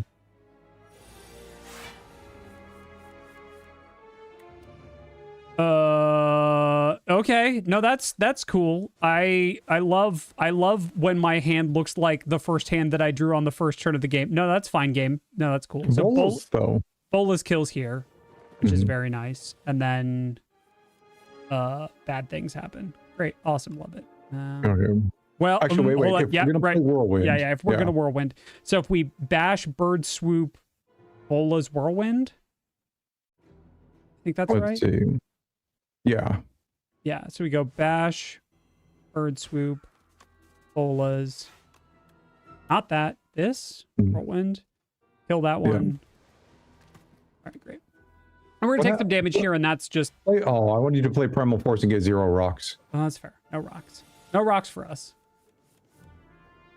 Inflame. So we inflame, and then I believe we shrug Battle Trance. Yeah. Actually, there's a weird one here. There's a very weird one. There's a world where we end up with just Pyre left in the deck, and we can cascade into it for 1 less. It's thin, but it's there. So I do think we shrug, and then we Battle Trance. Wait. Let's see. Cascade. If we cascaded now, we have... Oh, never mind. So 2. Or is it Cascade or Cascade Plus? Cascade. Okay, We didn't upgrade it yet. I think we draw. Sure. Yeah, I think we draw. Okay, so the last card in the deck is Dismantle. It is vulnerable right now. It is. So we have a choice. We can defend or Cascade. So Cascade would be 8, 11 twice, 22, or 8 goes to 11 with strength plus 50% is 16 twice. So not enough to kill it. Not enough to kill it. We could Flame Barrier. We could Flame Barrier and take nothing. Yep. That's like not... That seems like a good option. Yeah, let's just not take damage. It's good. It's buffing itself, by the way. We are on a clock, but that's fine. Yeah. Well, we did a little damage with that. Well, right. But we know we killed this turn because Dismantle Bolas. Yeah. Ooh. Heal up. Fish oil. Fish. Sabat. All right. Gain 1 strength and 1 dexterity. Okay, great. Vicious. Whenever you apply vulnerable, draw a card. Gain 5 block, deal 5 damage. Add a copy of the 3rd attack each turn into your hand. Don't think we have vulnerable. Saw that one already. And I don't think we want to bloat our deck. Let's see. How many cards do we have that does vulnerable? 1? Just 1. Just bash. Okay. Yeah, if we had more, I would... Oh, man. Vicious with Thunderstrike. Or Thunder... What's the one that does Thunder to each... Yeah. Thunderclap. Very good. Yeah, this feels like a sacrifice. Yep, agreed. We go left because we could get an elite. Oh, it is different. These are cool looking chests. I love all the details. Okay. Old coin. Okay. Shop's back on the menu. We go left. We go to this shop. Yeah, left and end with the shop. Yeah, it seems good to me. Second last, I'm very happy with it so far. What are you? All right, great. So it's going to buff itself. Yep. I think we just bolas and stomp it. Uh, If there's not anything else to do, there's no setup. Yep. Have you ever used Primal Force? I just want to see if it. I was curious if there was an extra animation or anything. Yeah. It plays. Oh, it gets 5 thorns. I hate everything about this. Luckily, this is our. Horn turn. We're gonna take a bunch of damage here, though. What's the middle potion right now? Swift, draw 3. Okay, 3 we could card. block for 12 when we're done. I kind of want to bash dismantle and skip bolas. Yeah.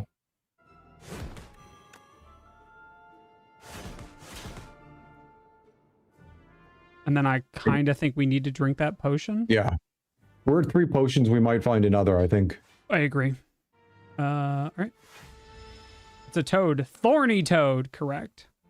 Totally. Oh, the spikes went away. The spikes go... How fascinating. All right, well, we pyre defend here. Actually... Yeah, we pyre defend here. We are sad about it. That's okay. Okay, battle trance. Do we shrug or trance? Oh yes. No, this is let's see here. this is 12 5 times this kills. Okay. Just kill. Fell into the trap of looking at all the stuff. Right, yeah. There is sometimes a problem where we just need to kill them. We take headbutt here because we have cascade. Could do that. We could also if armaments happens to show up in our first hand, we'll also have that for the rest of the battle. We could also sacrifice it and get a relic. I actually kind of like a relic too. I kind of like the relic. Let's high roll for a relic. Yeah. We got bronze scales. Starting to combat with 3 thorns. All right. In we go. It is. What are you? The Entomancer. It's a bee knight. Okay, great. This enemy attacks.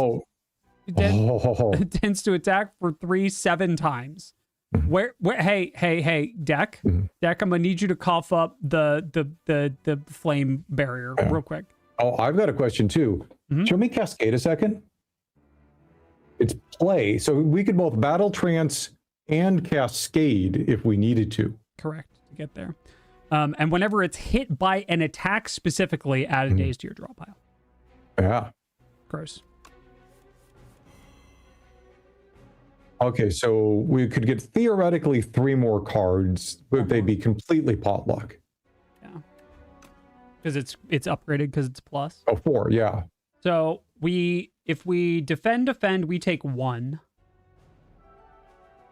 Yep, and it's going to take a friggin' ton because we have the bronze scales. Right. I kind of think it might be a fight we just play defensively. Yeah, it might be Pyre Defend Plus, though. Like, this is the elite. We have a rest. We have a question mark. I kind of think we just need Pyre online, right?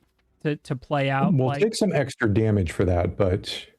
I think that might be worth. Okay, let's give it a try. Yeah. I think actually, we could also play Cascade if we wanted to.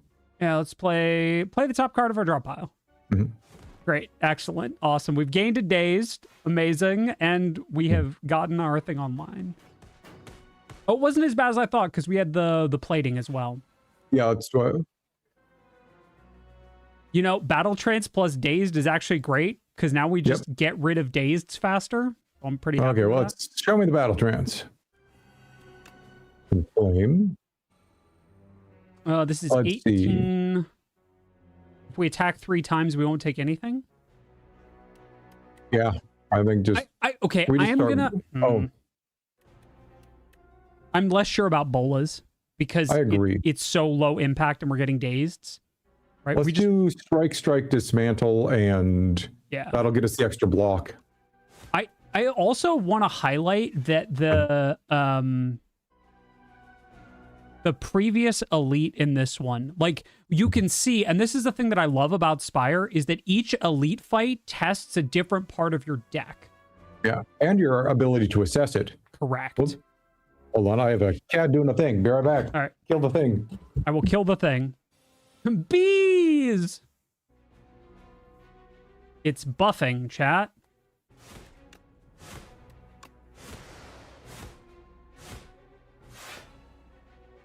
I have so many days to help.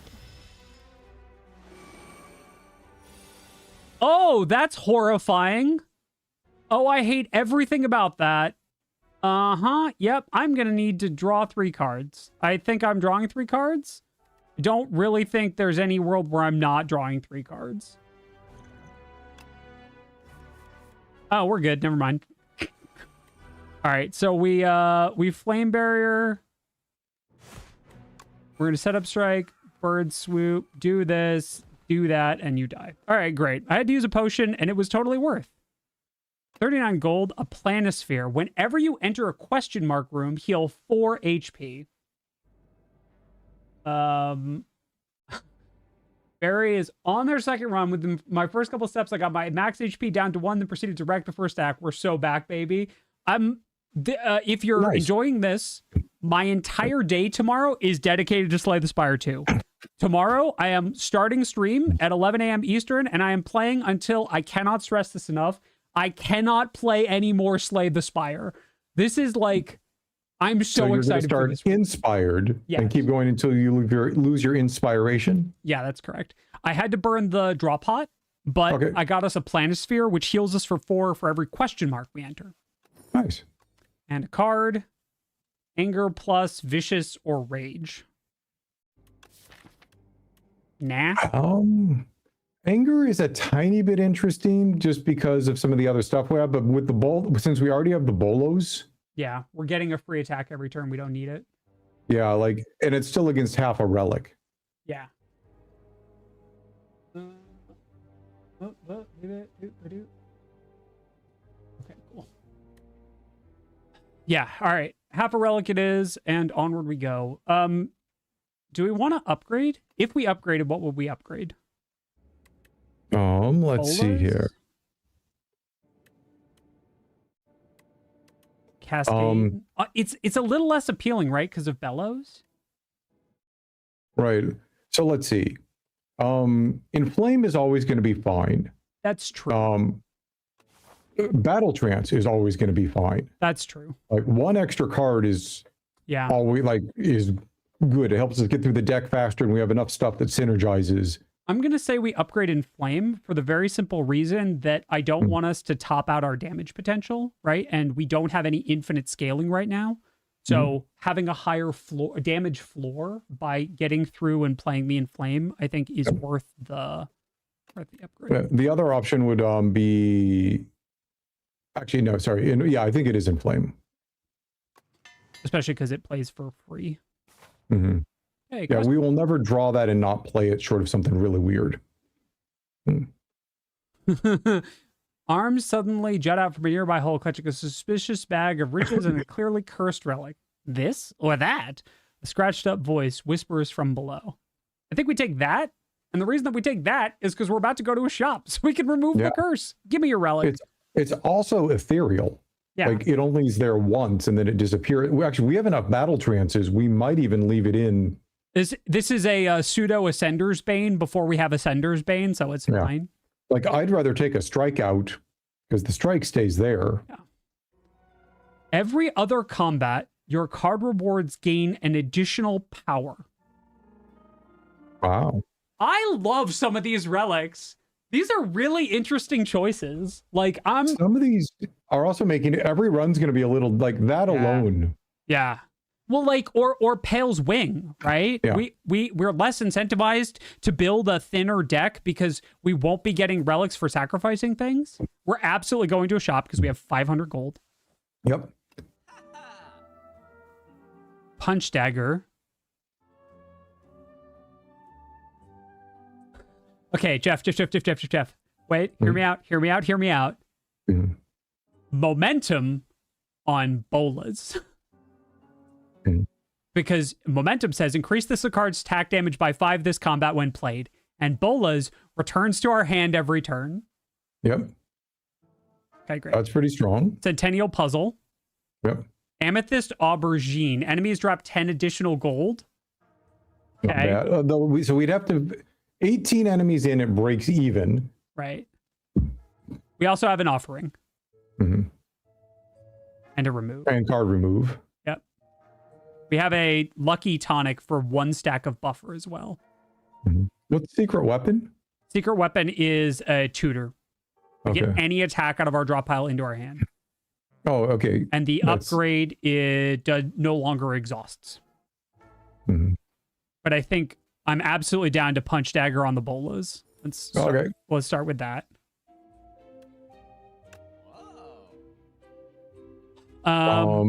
Should we remove something?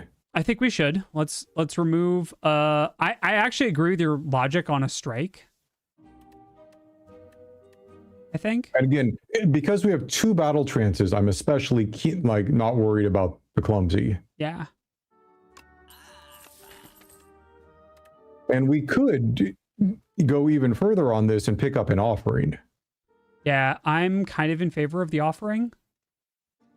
In favor of the offering. And I think that's it. I don't think we need anything else. So, Will, are we wrapping here, or we can? It's up to you. Do you want to wrap here, or do you want to push on and finish this run? I actually have to bow out. You can keep going, and you could also keep the street.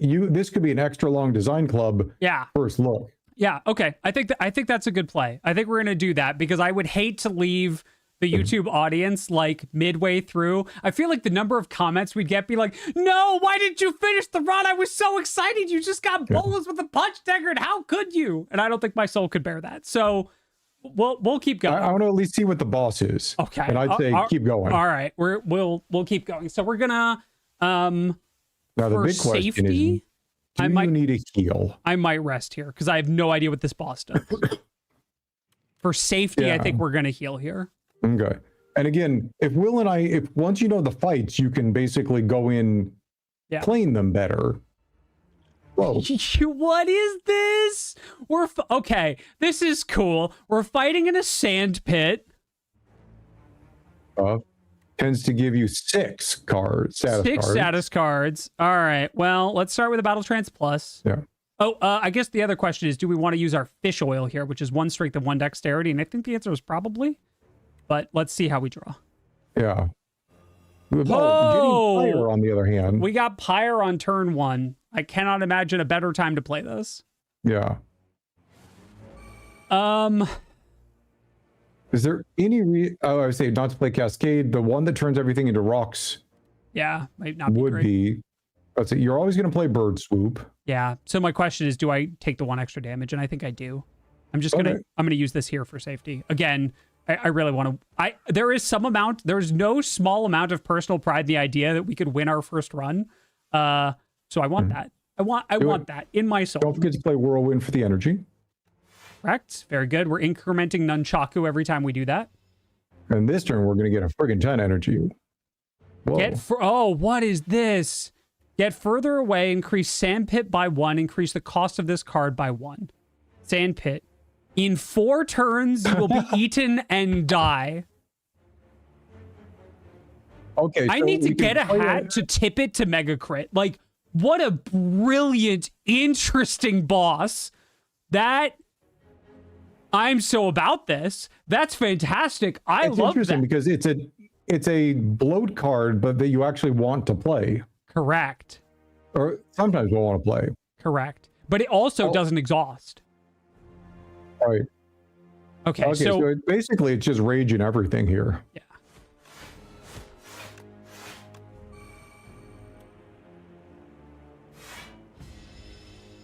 This is one where the double battle trances is going to be extra useful. Yep, I agree. Oh, 28 damage. Yep. All right, so we're definitely going to offering. Mm-hmm. Shrug, then battle trance. Yep, shrug. We're not going to overdraw. Okay, great. We got bolas, so that's very good. So I think we go bash, setup, strike, stomp, bolas. We're going to start throwing things.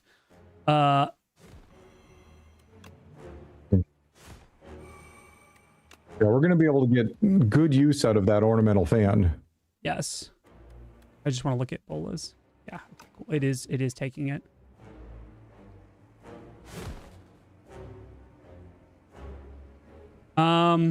I'm definitely gonna Trade the strike for a rock for sure. Yeah, absolutely on that one. And then the question is, I don't need to play a frantic escape because I know I'm drawing one next turn.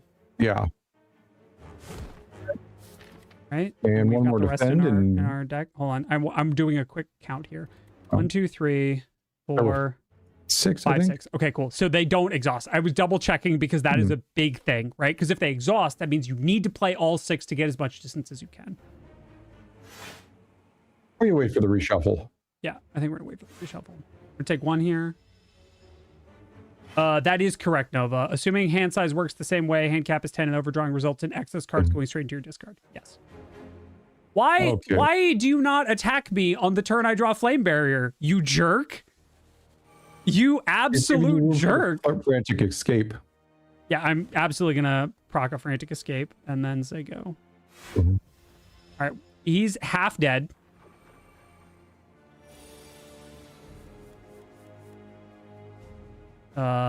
This is pretty good, actually. This is not like kill good, but this is pretty good. Yeah. This might be kill now. This might be kill now. So let's bolas. Dismantle. Bird swoop.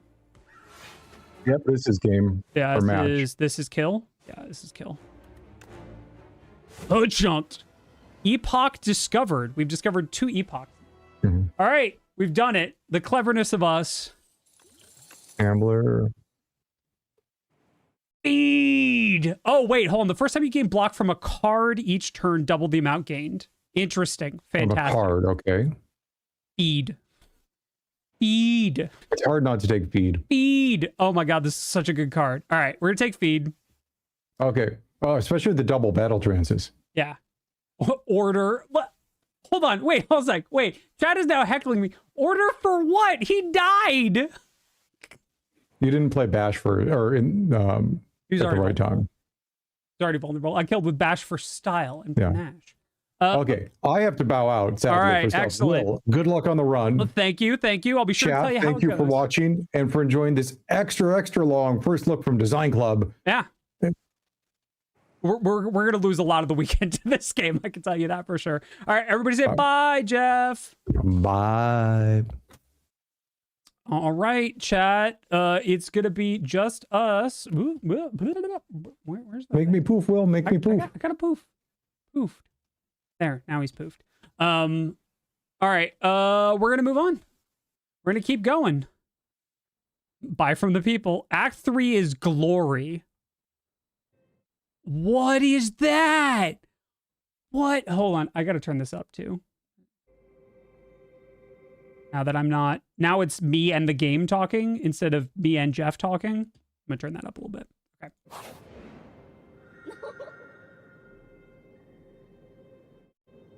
Nanu Pepe. Serendipity incarnate. I haven't had a visitor in millennia. Looking quite drab here. Let's find something delightful for you to wear. At the start of each combat, fill all empty potion slots with random potions. The 5th card you play each turn is free. Mark 7 random combats. Enemies in those rooms have 1 HP.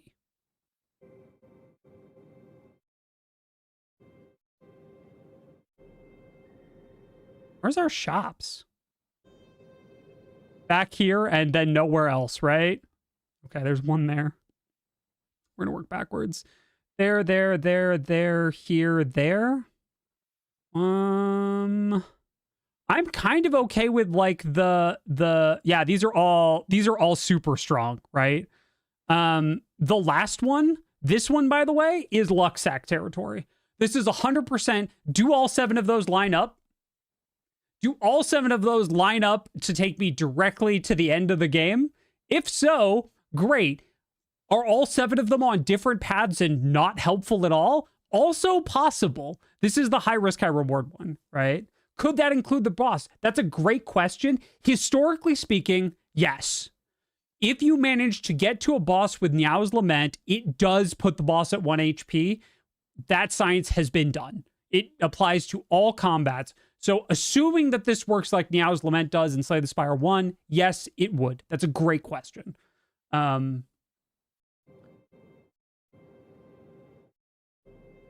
feel like we can play 5 cards a turn, but I'm going to lose track of this. I kind of like Delicate Frond for just throwing stuff. Zach asks, how did that science get done? That's such a great question, Zach. Do you know that there were projects done to explore, categorize, and catalog the seeds of Slay the Spire? This is how the community determined that there are unwinnable seeds. The community had to brute force it because it's a halting problem, kind of. So they discovered through this seed catalog that there was a way that you could have a seed that was completely mathematically unwinnable regardless of what choices you make. So that's kind of cool. And in that process, lots of weird things were discovered. There's a seed that has an infinite money glitch and an infinite card has an infinite money loop and an infinite card loop in it. That's very specific. There's only one known seed, I think, that does it. But there are seeds that were discovered where, like, you can get a thing where it's all question marks and not fights, and you end up at the boss on the third one. So, yeah.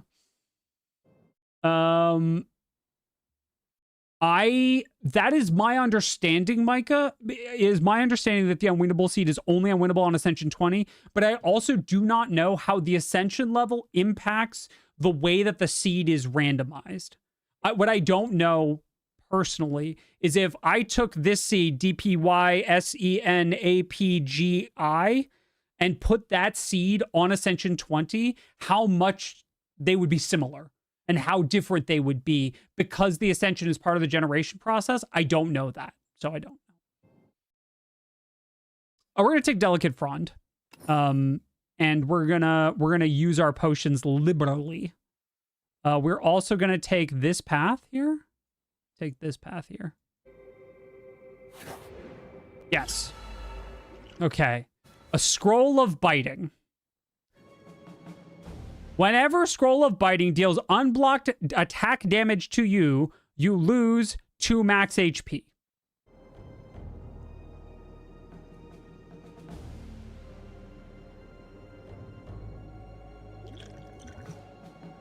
You what?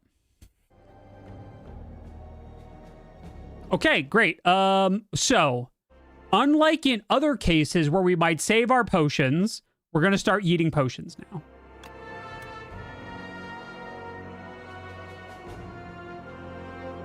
Spite. What a truly beautiful card.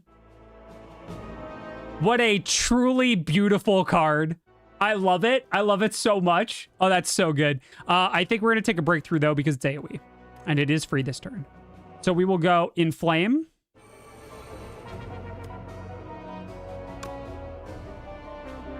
Bolas. Breakthrough. Stomp. Defend. Defend. Say go.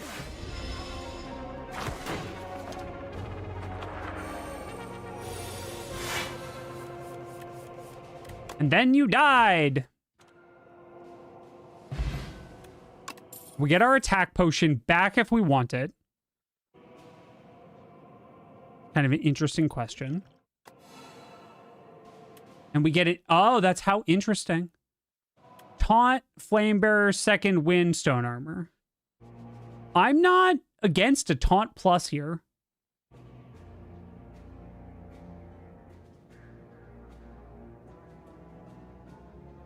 Accusive, I agree. I absolutely agree. I'm so very interested. I actually have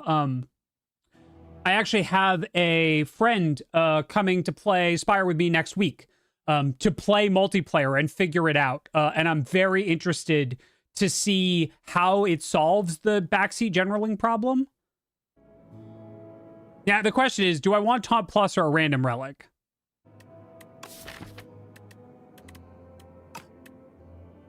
Kind of want Taunt Plus.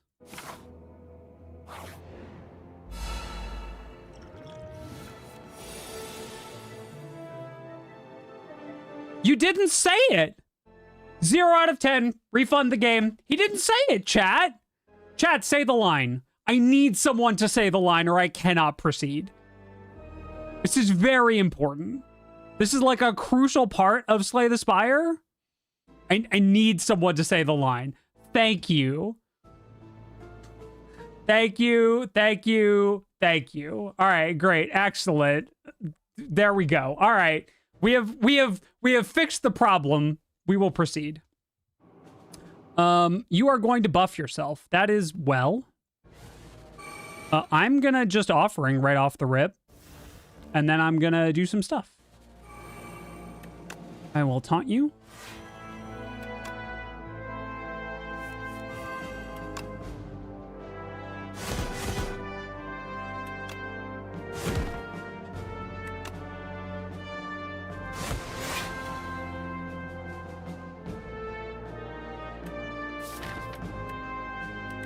I'm gonna hold out hope on the feed.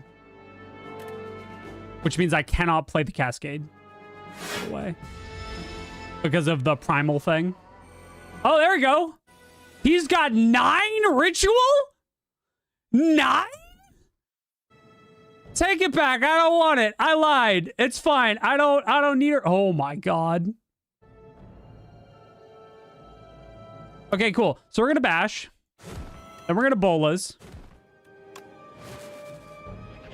Then we're gonna hit it with the rock. All right, I cannot redraw before he dies to my thorns. That's fine.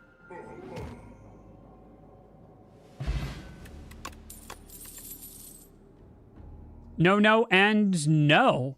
I think, let's take that relic. My beloved is here. Kunai. Oh, look at it. Look at it. It's so pretty, chat. Oh, my favorite relic. All right, let's go. By which I mean one of the most hideously broken relics in the entire game.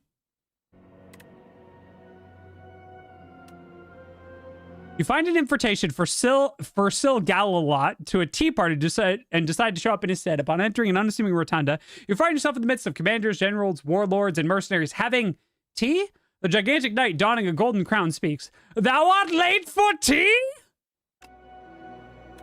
You jump up on the table and kick the warlord knight in the face. The knight lets out a haunting shriek and keels over. Everyone gasps.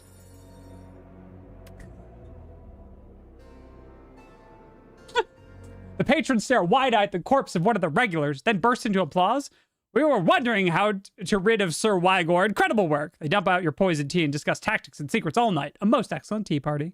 I got blood vial. So, great. Okay. We taking 3 elites, chat? I think we're taking 3 elites. And this shop. I think that's the play.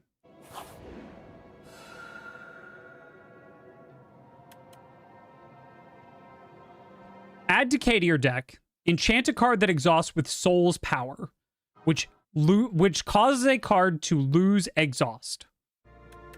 I don't think I have anything I could like offering or feed, but like, eh.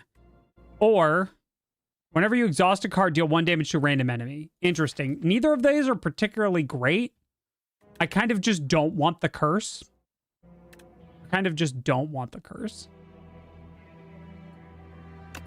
So take the Forgotten Soul. You place your hand on the grave and whisper, "Ascend with me." In response, the flames draw out from the grave and coalesce into a burning soul and hover around you loyally. It knows what you are and wishes to escort you to your final destination. Yeah, 1. Okay. I think we want all of these for this. Because this is at the beginning of it, so I could pitch any that I don't want now. I think Wygor's a meme on some VTuber pronounced vigor. That seems right.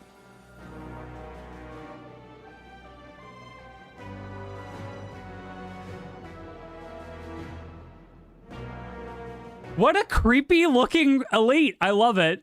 I love it so much. It's so terrifying. I love it. This is great. No notes. Okay. Excellent.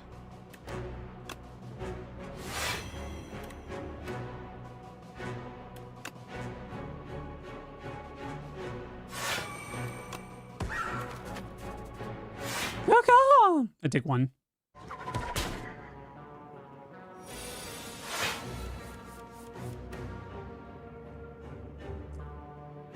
If no one has noticed, by the way, Horncleat out here being goated. Horncleat is just out here being completely goated, right? Just so we're clear. We're going to burn the attack potion here for a...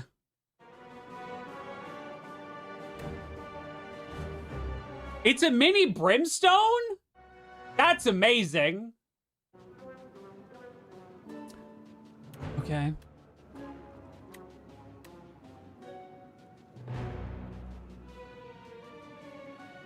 I think we'll take the rampage just because I want another thing, because I want to be able to go bash, strike, rampage and get the thing. I also need to speed up my damage here because it's not quite fast enough. Especially with me getting debuffed. But I want to keep it vulnerable the entire time. And I just drew both of my vulnerable cards and I have 14 cards left in deck. It's not really ideal. Hey, could you don't? Just, could you hear me out? I know you want to. What if instead, don't?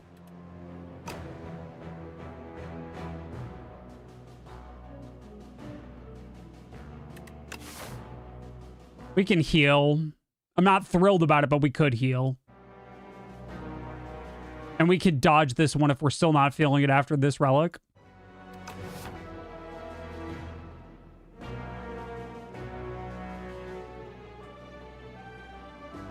I think we definitely chug the next pot.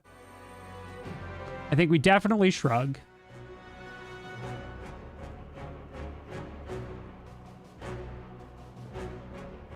The question is, do I cascade for 3? No, because I could turn feed into a thing. God, Primal Force and Cascade are like not simpatico. Oh, Order. Order? I should have attacked first for 1 more dexterity. I'm taking 1 more damage than I should have. That's an order. That's on me.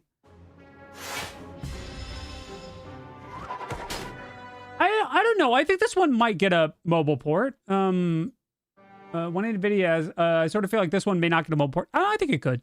I very much think it could.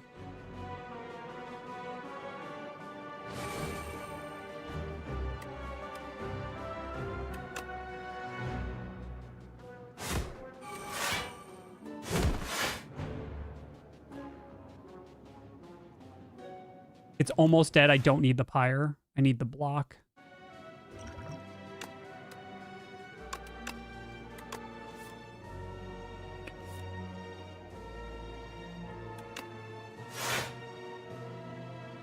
This is 36.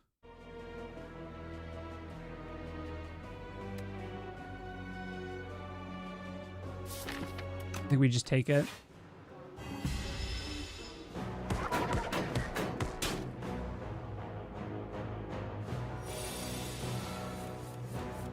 I absolutely agree that there's a lot going on visually. I think it's not... Pardonnez-moi. 21.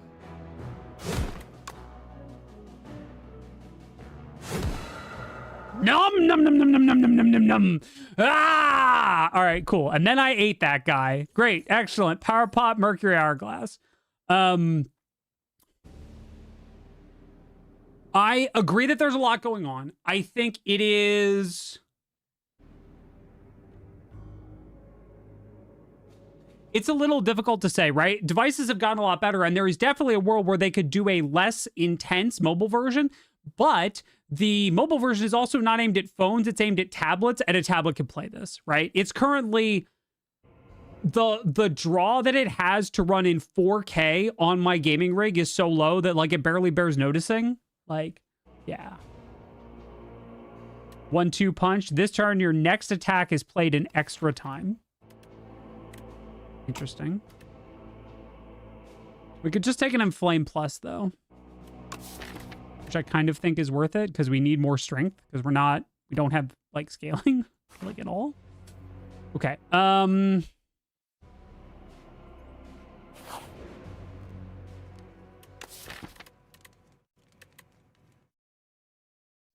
I think we're safety healing, honestly. Like, I could do a lot of things, but in the face of the unknown, HP is the greatest upgrade, right? Simply do not die. I'm so Spire 1 coded that I'm like, okay, so I have to take the key here. No, I don't. We haven't done that yet. That might not be in this game. Will, don't. No, it's fine. It's fine. It's fine. Time for a wee snoss, some me. A honk shoe, perhaps? Rewarded, chat. Rewarded. Bolas plus and a strike. Excellent. Love it. Yeah, we're still going this way because I'm still crazy. So that's fine. Yes, there are no choices in those chests. When killed, the new Axebot is summoned to take its place.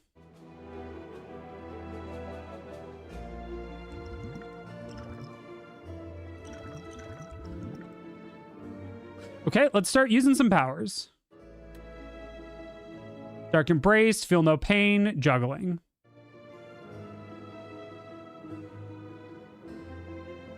Kind of all right with a Feel No Pain, because we're just gonna Feel No Pain Offering, and that's just 3 block.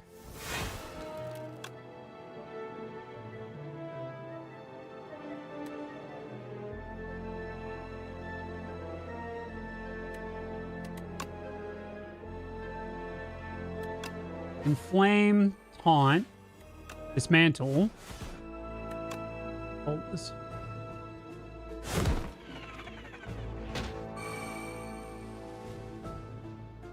Interesting. So it does come in with an intent. That is very interesting to know.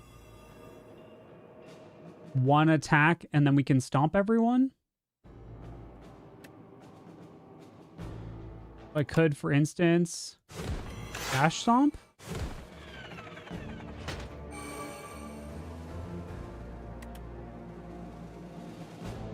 And then I could turn everything into giant rocks.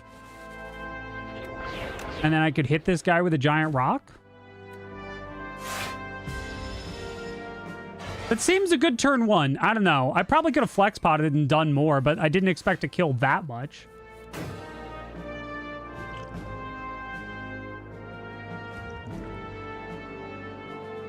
This is free.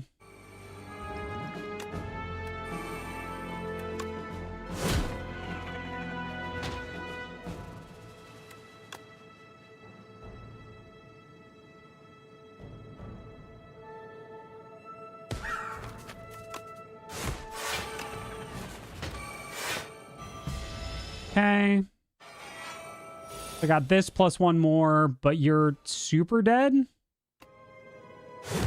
Oh, order.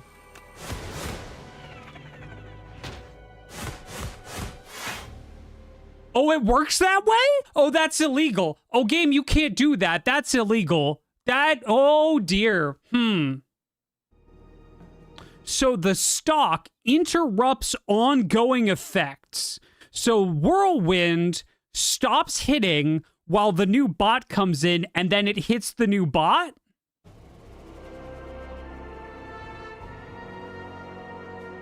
How fascinating. Whirlwind continues to gain stonks. For those unfamiliar, Whirlwind is one of the best AoE options that's not a rare for Ironclad. It's very strong. It is actually one of the ways that people do the speedrun. A true grit, or half a relic.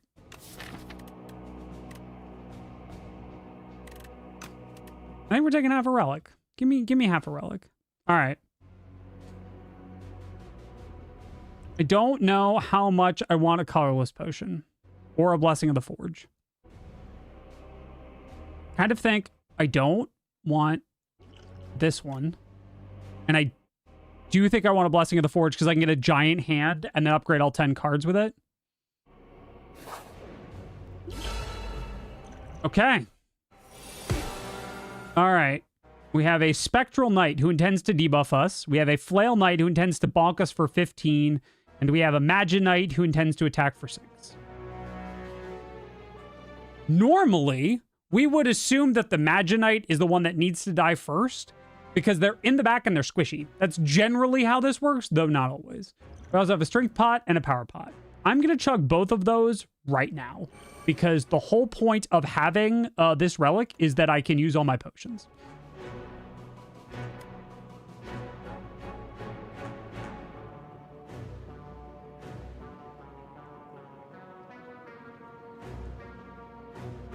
No notes.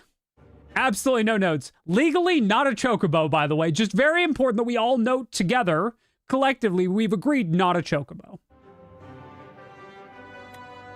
We're going to take a free demon form, though, on the first turn of the fight. Great, cool. So the fight's over. We good. Good talk.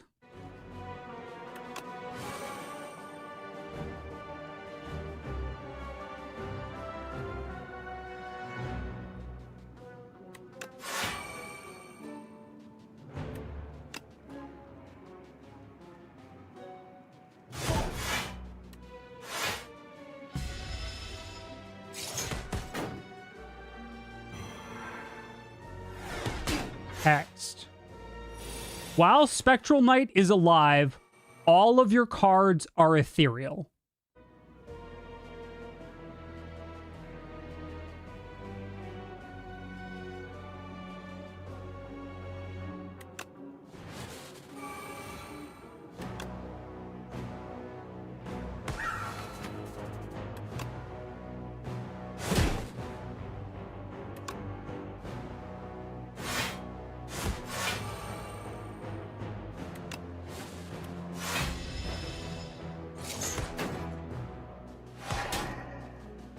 Yeah, it graffitied up my cards, yes. Dampen. While Magi Knight is alive, all of your cards are downgraded.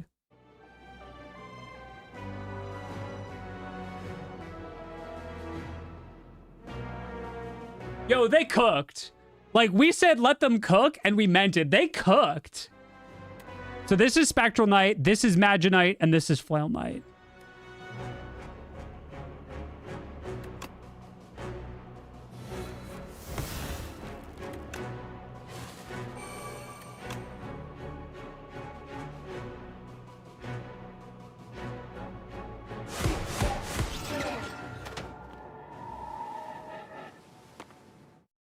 What a cool death animation. Order and gold, the Dex Potion, and a Rainbow Ring. The first time you play an attack skill and power each turn, gain a strength and a Dex. And nothing I want. So we'll take another relic from Pale's Wing. We got Tuning Fork. Every time you play 10 skills, gain 7 block. 10 skills for 7 block is the current exchange rate. An extra chest. Oh, no. Yes, extra chest. This was the chest. This is an extra chest. I also do love deeply that when it's not an event, it shows you what it was. Oh, my God. Look at this. Look. Hold on. Let's go back. Look at this. This is great. Oh, my God. I did not even realize. Look at this. This is so good. You can see exactly which choices you made. And you could always see this. It was just never this convenient. Right? That's so good. It shows the whole history of the run. Every choice we made, what the rewards were, everything. So fascinating. Love it. Ori Calcum. It's never going to happen, but we can try. Okay, and off we are to a shop. Hello. Retain your first hand. When an enemy dies, at the end of your turn, gain a block for each card in your hand. We don't want to buy these. They're not worth it. It's like Gremlin Horn card remove. It's like card remove a strike or a defend It's probably card remove a strike. Yeah, violence. You could only see it before at the end of the run. That's correct. And now you can see it whenever. Apply 3 weak. A weak potion could go very far, but we are just yeeting potions left, right, and center. Though having the right potion for like an elite fight's pretty good. I think we're definitely card removing. So Trollfast, here's the thing. We've got a lot of card draw and it exhausts itself. So, and a strike wouldn't, right? A strike doesn't exhaust itself. We don't have a way to remove it. So we only see this once, but we see a strike every time we cycle the deck. And that's the reason that it might be, it might be better to remove this rather than that. It also, and this is going to be so weird, it might be better to remove Primal Force because it's stopping some of the other things that I want to do. How much do we cycle the deck? Enough. With offering in 2 battle trances plus a shrug that replaces itself, we cycle it enough. Yeah.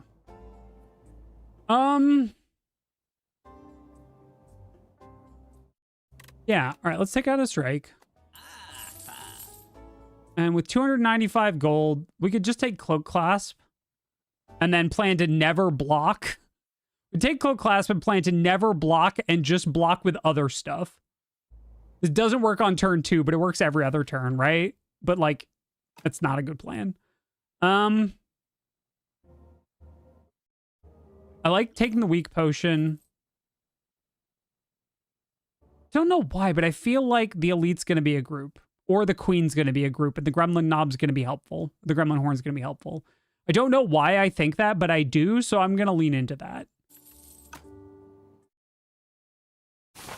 All right. We fight an elite. We have no fear. Look at the little guy. Look, do I have to fight the little guy? He's just a little guy. Look at the little guy. He just wants to be a knight.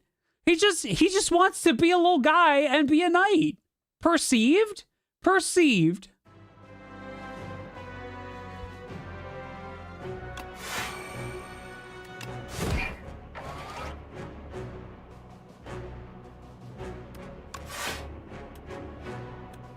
This increments Nunchaku. In case you're like, why in the world did Will do that? Nunchaku. I love the animations. They're all so good.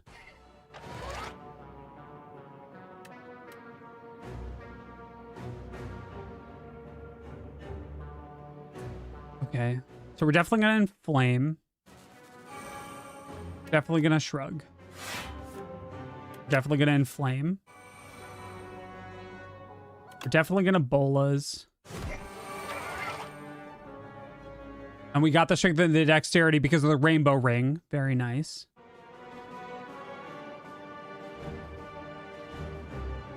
I think we play the taunt here to strip the vulnerable. That's why we're doing that. Saddest that we get is burns, and they go to our hand. How horrifying.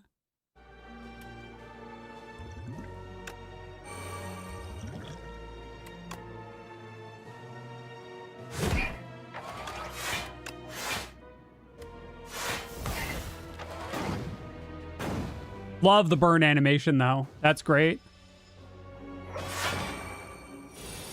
5 strength. Attacking for 40. Because he hates me. Okay.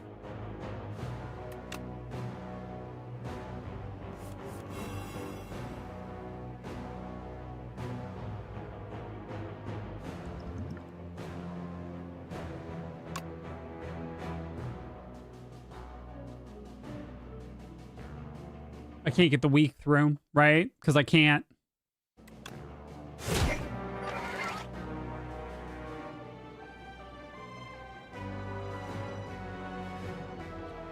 Like bash, defend, cascade plus.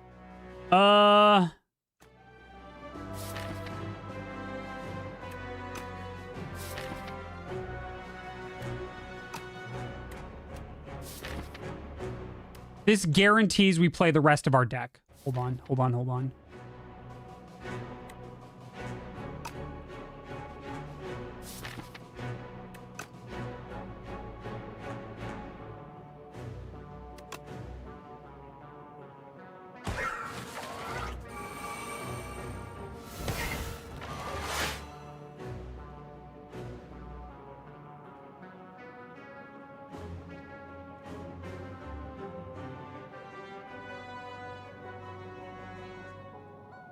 So then we set up strike, trigger nunchaku.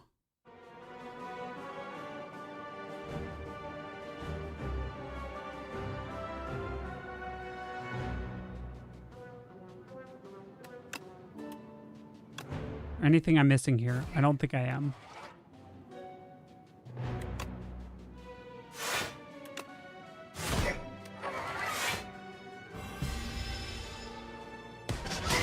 Ow.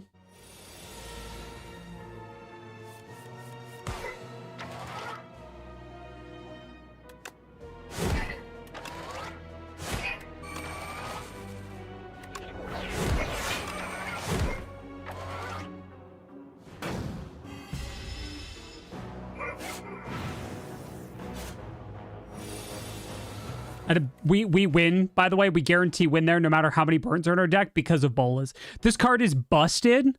This card is actually busted. With something like momentum, just the ability to bring back a free attack but scaling every turn is wild. Well, thank you for relieving me from the burden of needing to do the thing. Hold on. We will not see another card reward. Do we want a flame barrier? Or a true grit, perhaps. A singular true grit?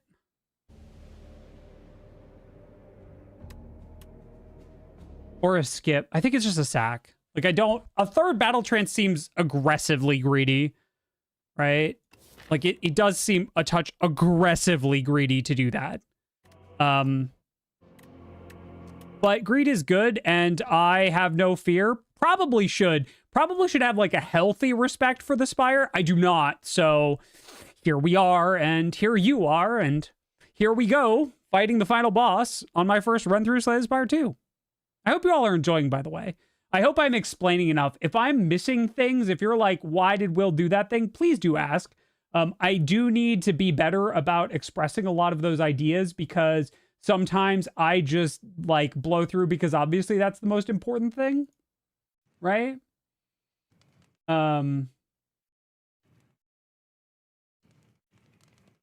So why did I choose to exist? I didn't. Next question. You decided the queen on your first run. Nice, nice, nice. All right, we're gonna take offering plus. Ah, interesting. This is much reduced from the original. Yeah, we're assuming this has 3 acts.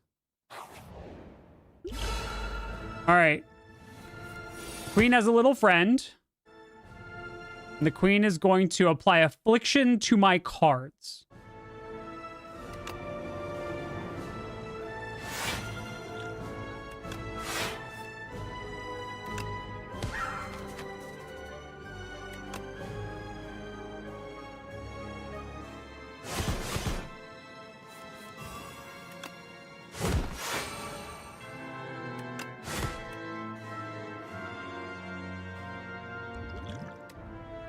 Okay.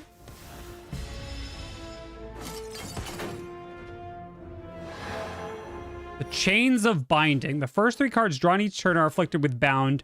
Only 1 bound card can be played each turn. Cards are unbound at the end of the turn.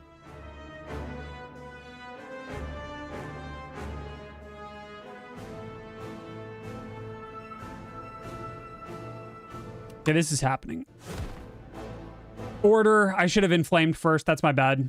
Should have inflamed first. That's my bad. That's my bad. I'm taking 1 here, and I don't think I care. Look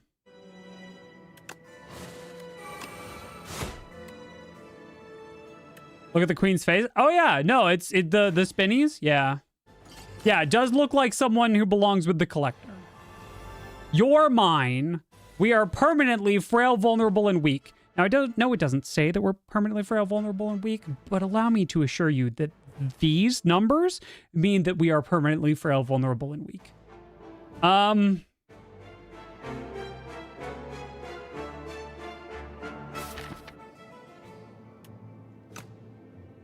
think we're raging here.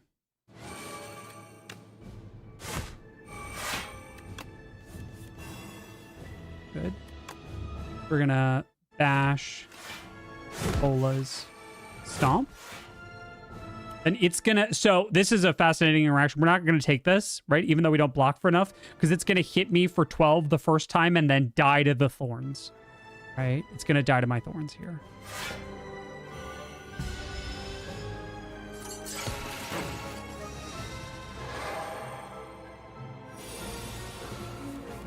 Seven times 5. Okay, great. Excellent. I do love it.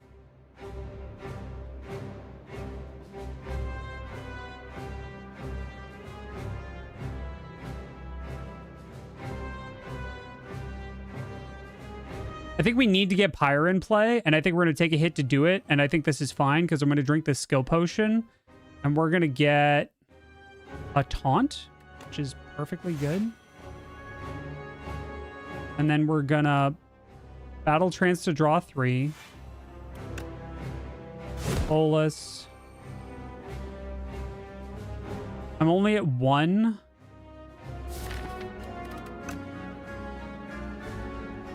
I have not yet played these. I could play the defend and then cascade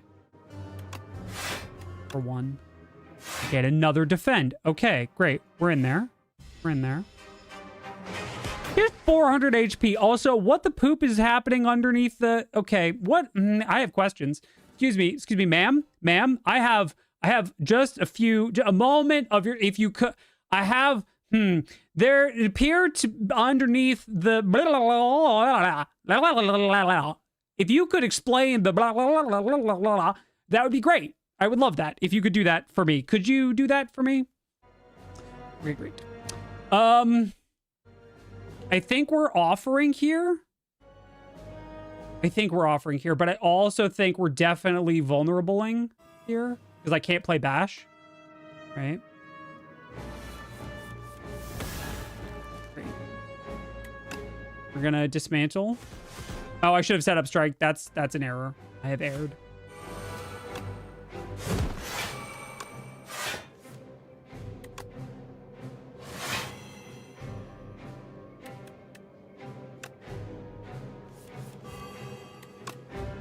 Heard.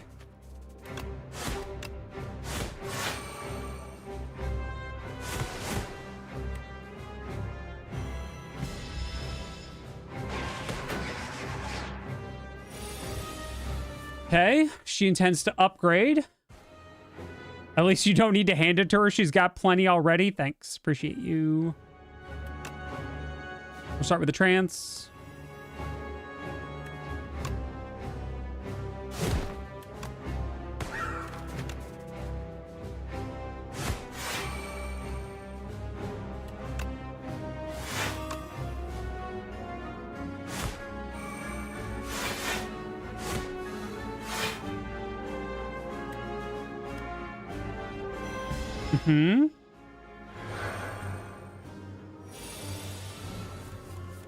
That's cool and all, but what if I threw this at you?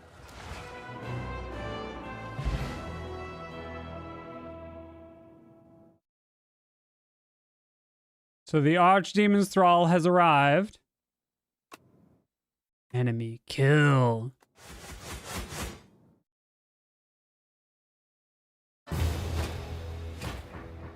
Victory?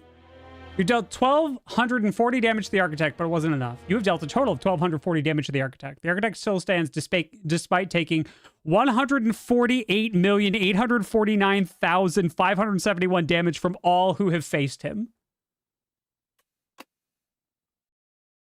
All right. Let's go, gamers. We've unlocked several epochs. We've discovered many things. Let us do our unlocks. Let us see what we get. As almost double your last win? Listen. In the timeline, reveal epochs to unlock cards, relics, and much more.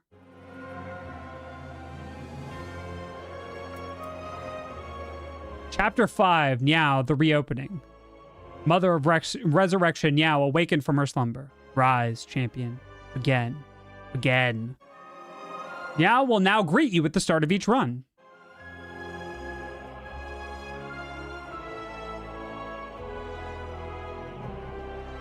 And now I'm gonna be a jerk because I don't want to spoil any more of the game. This has been Design Club, First Impressions of Slay the Spire 2.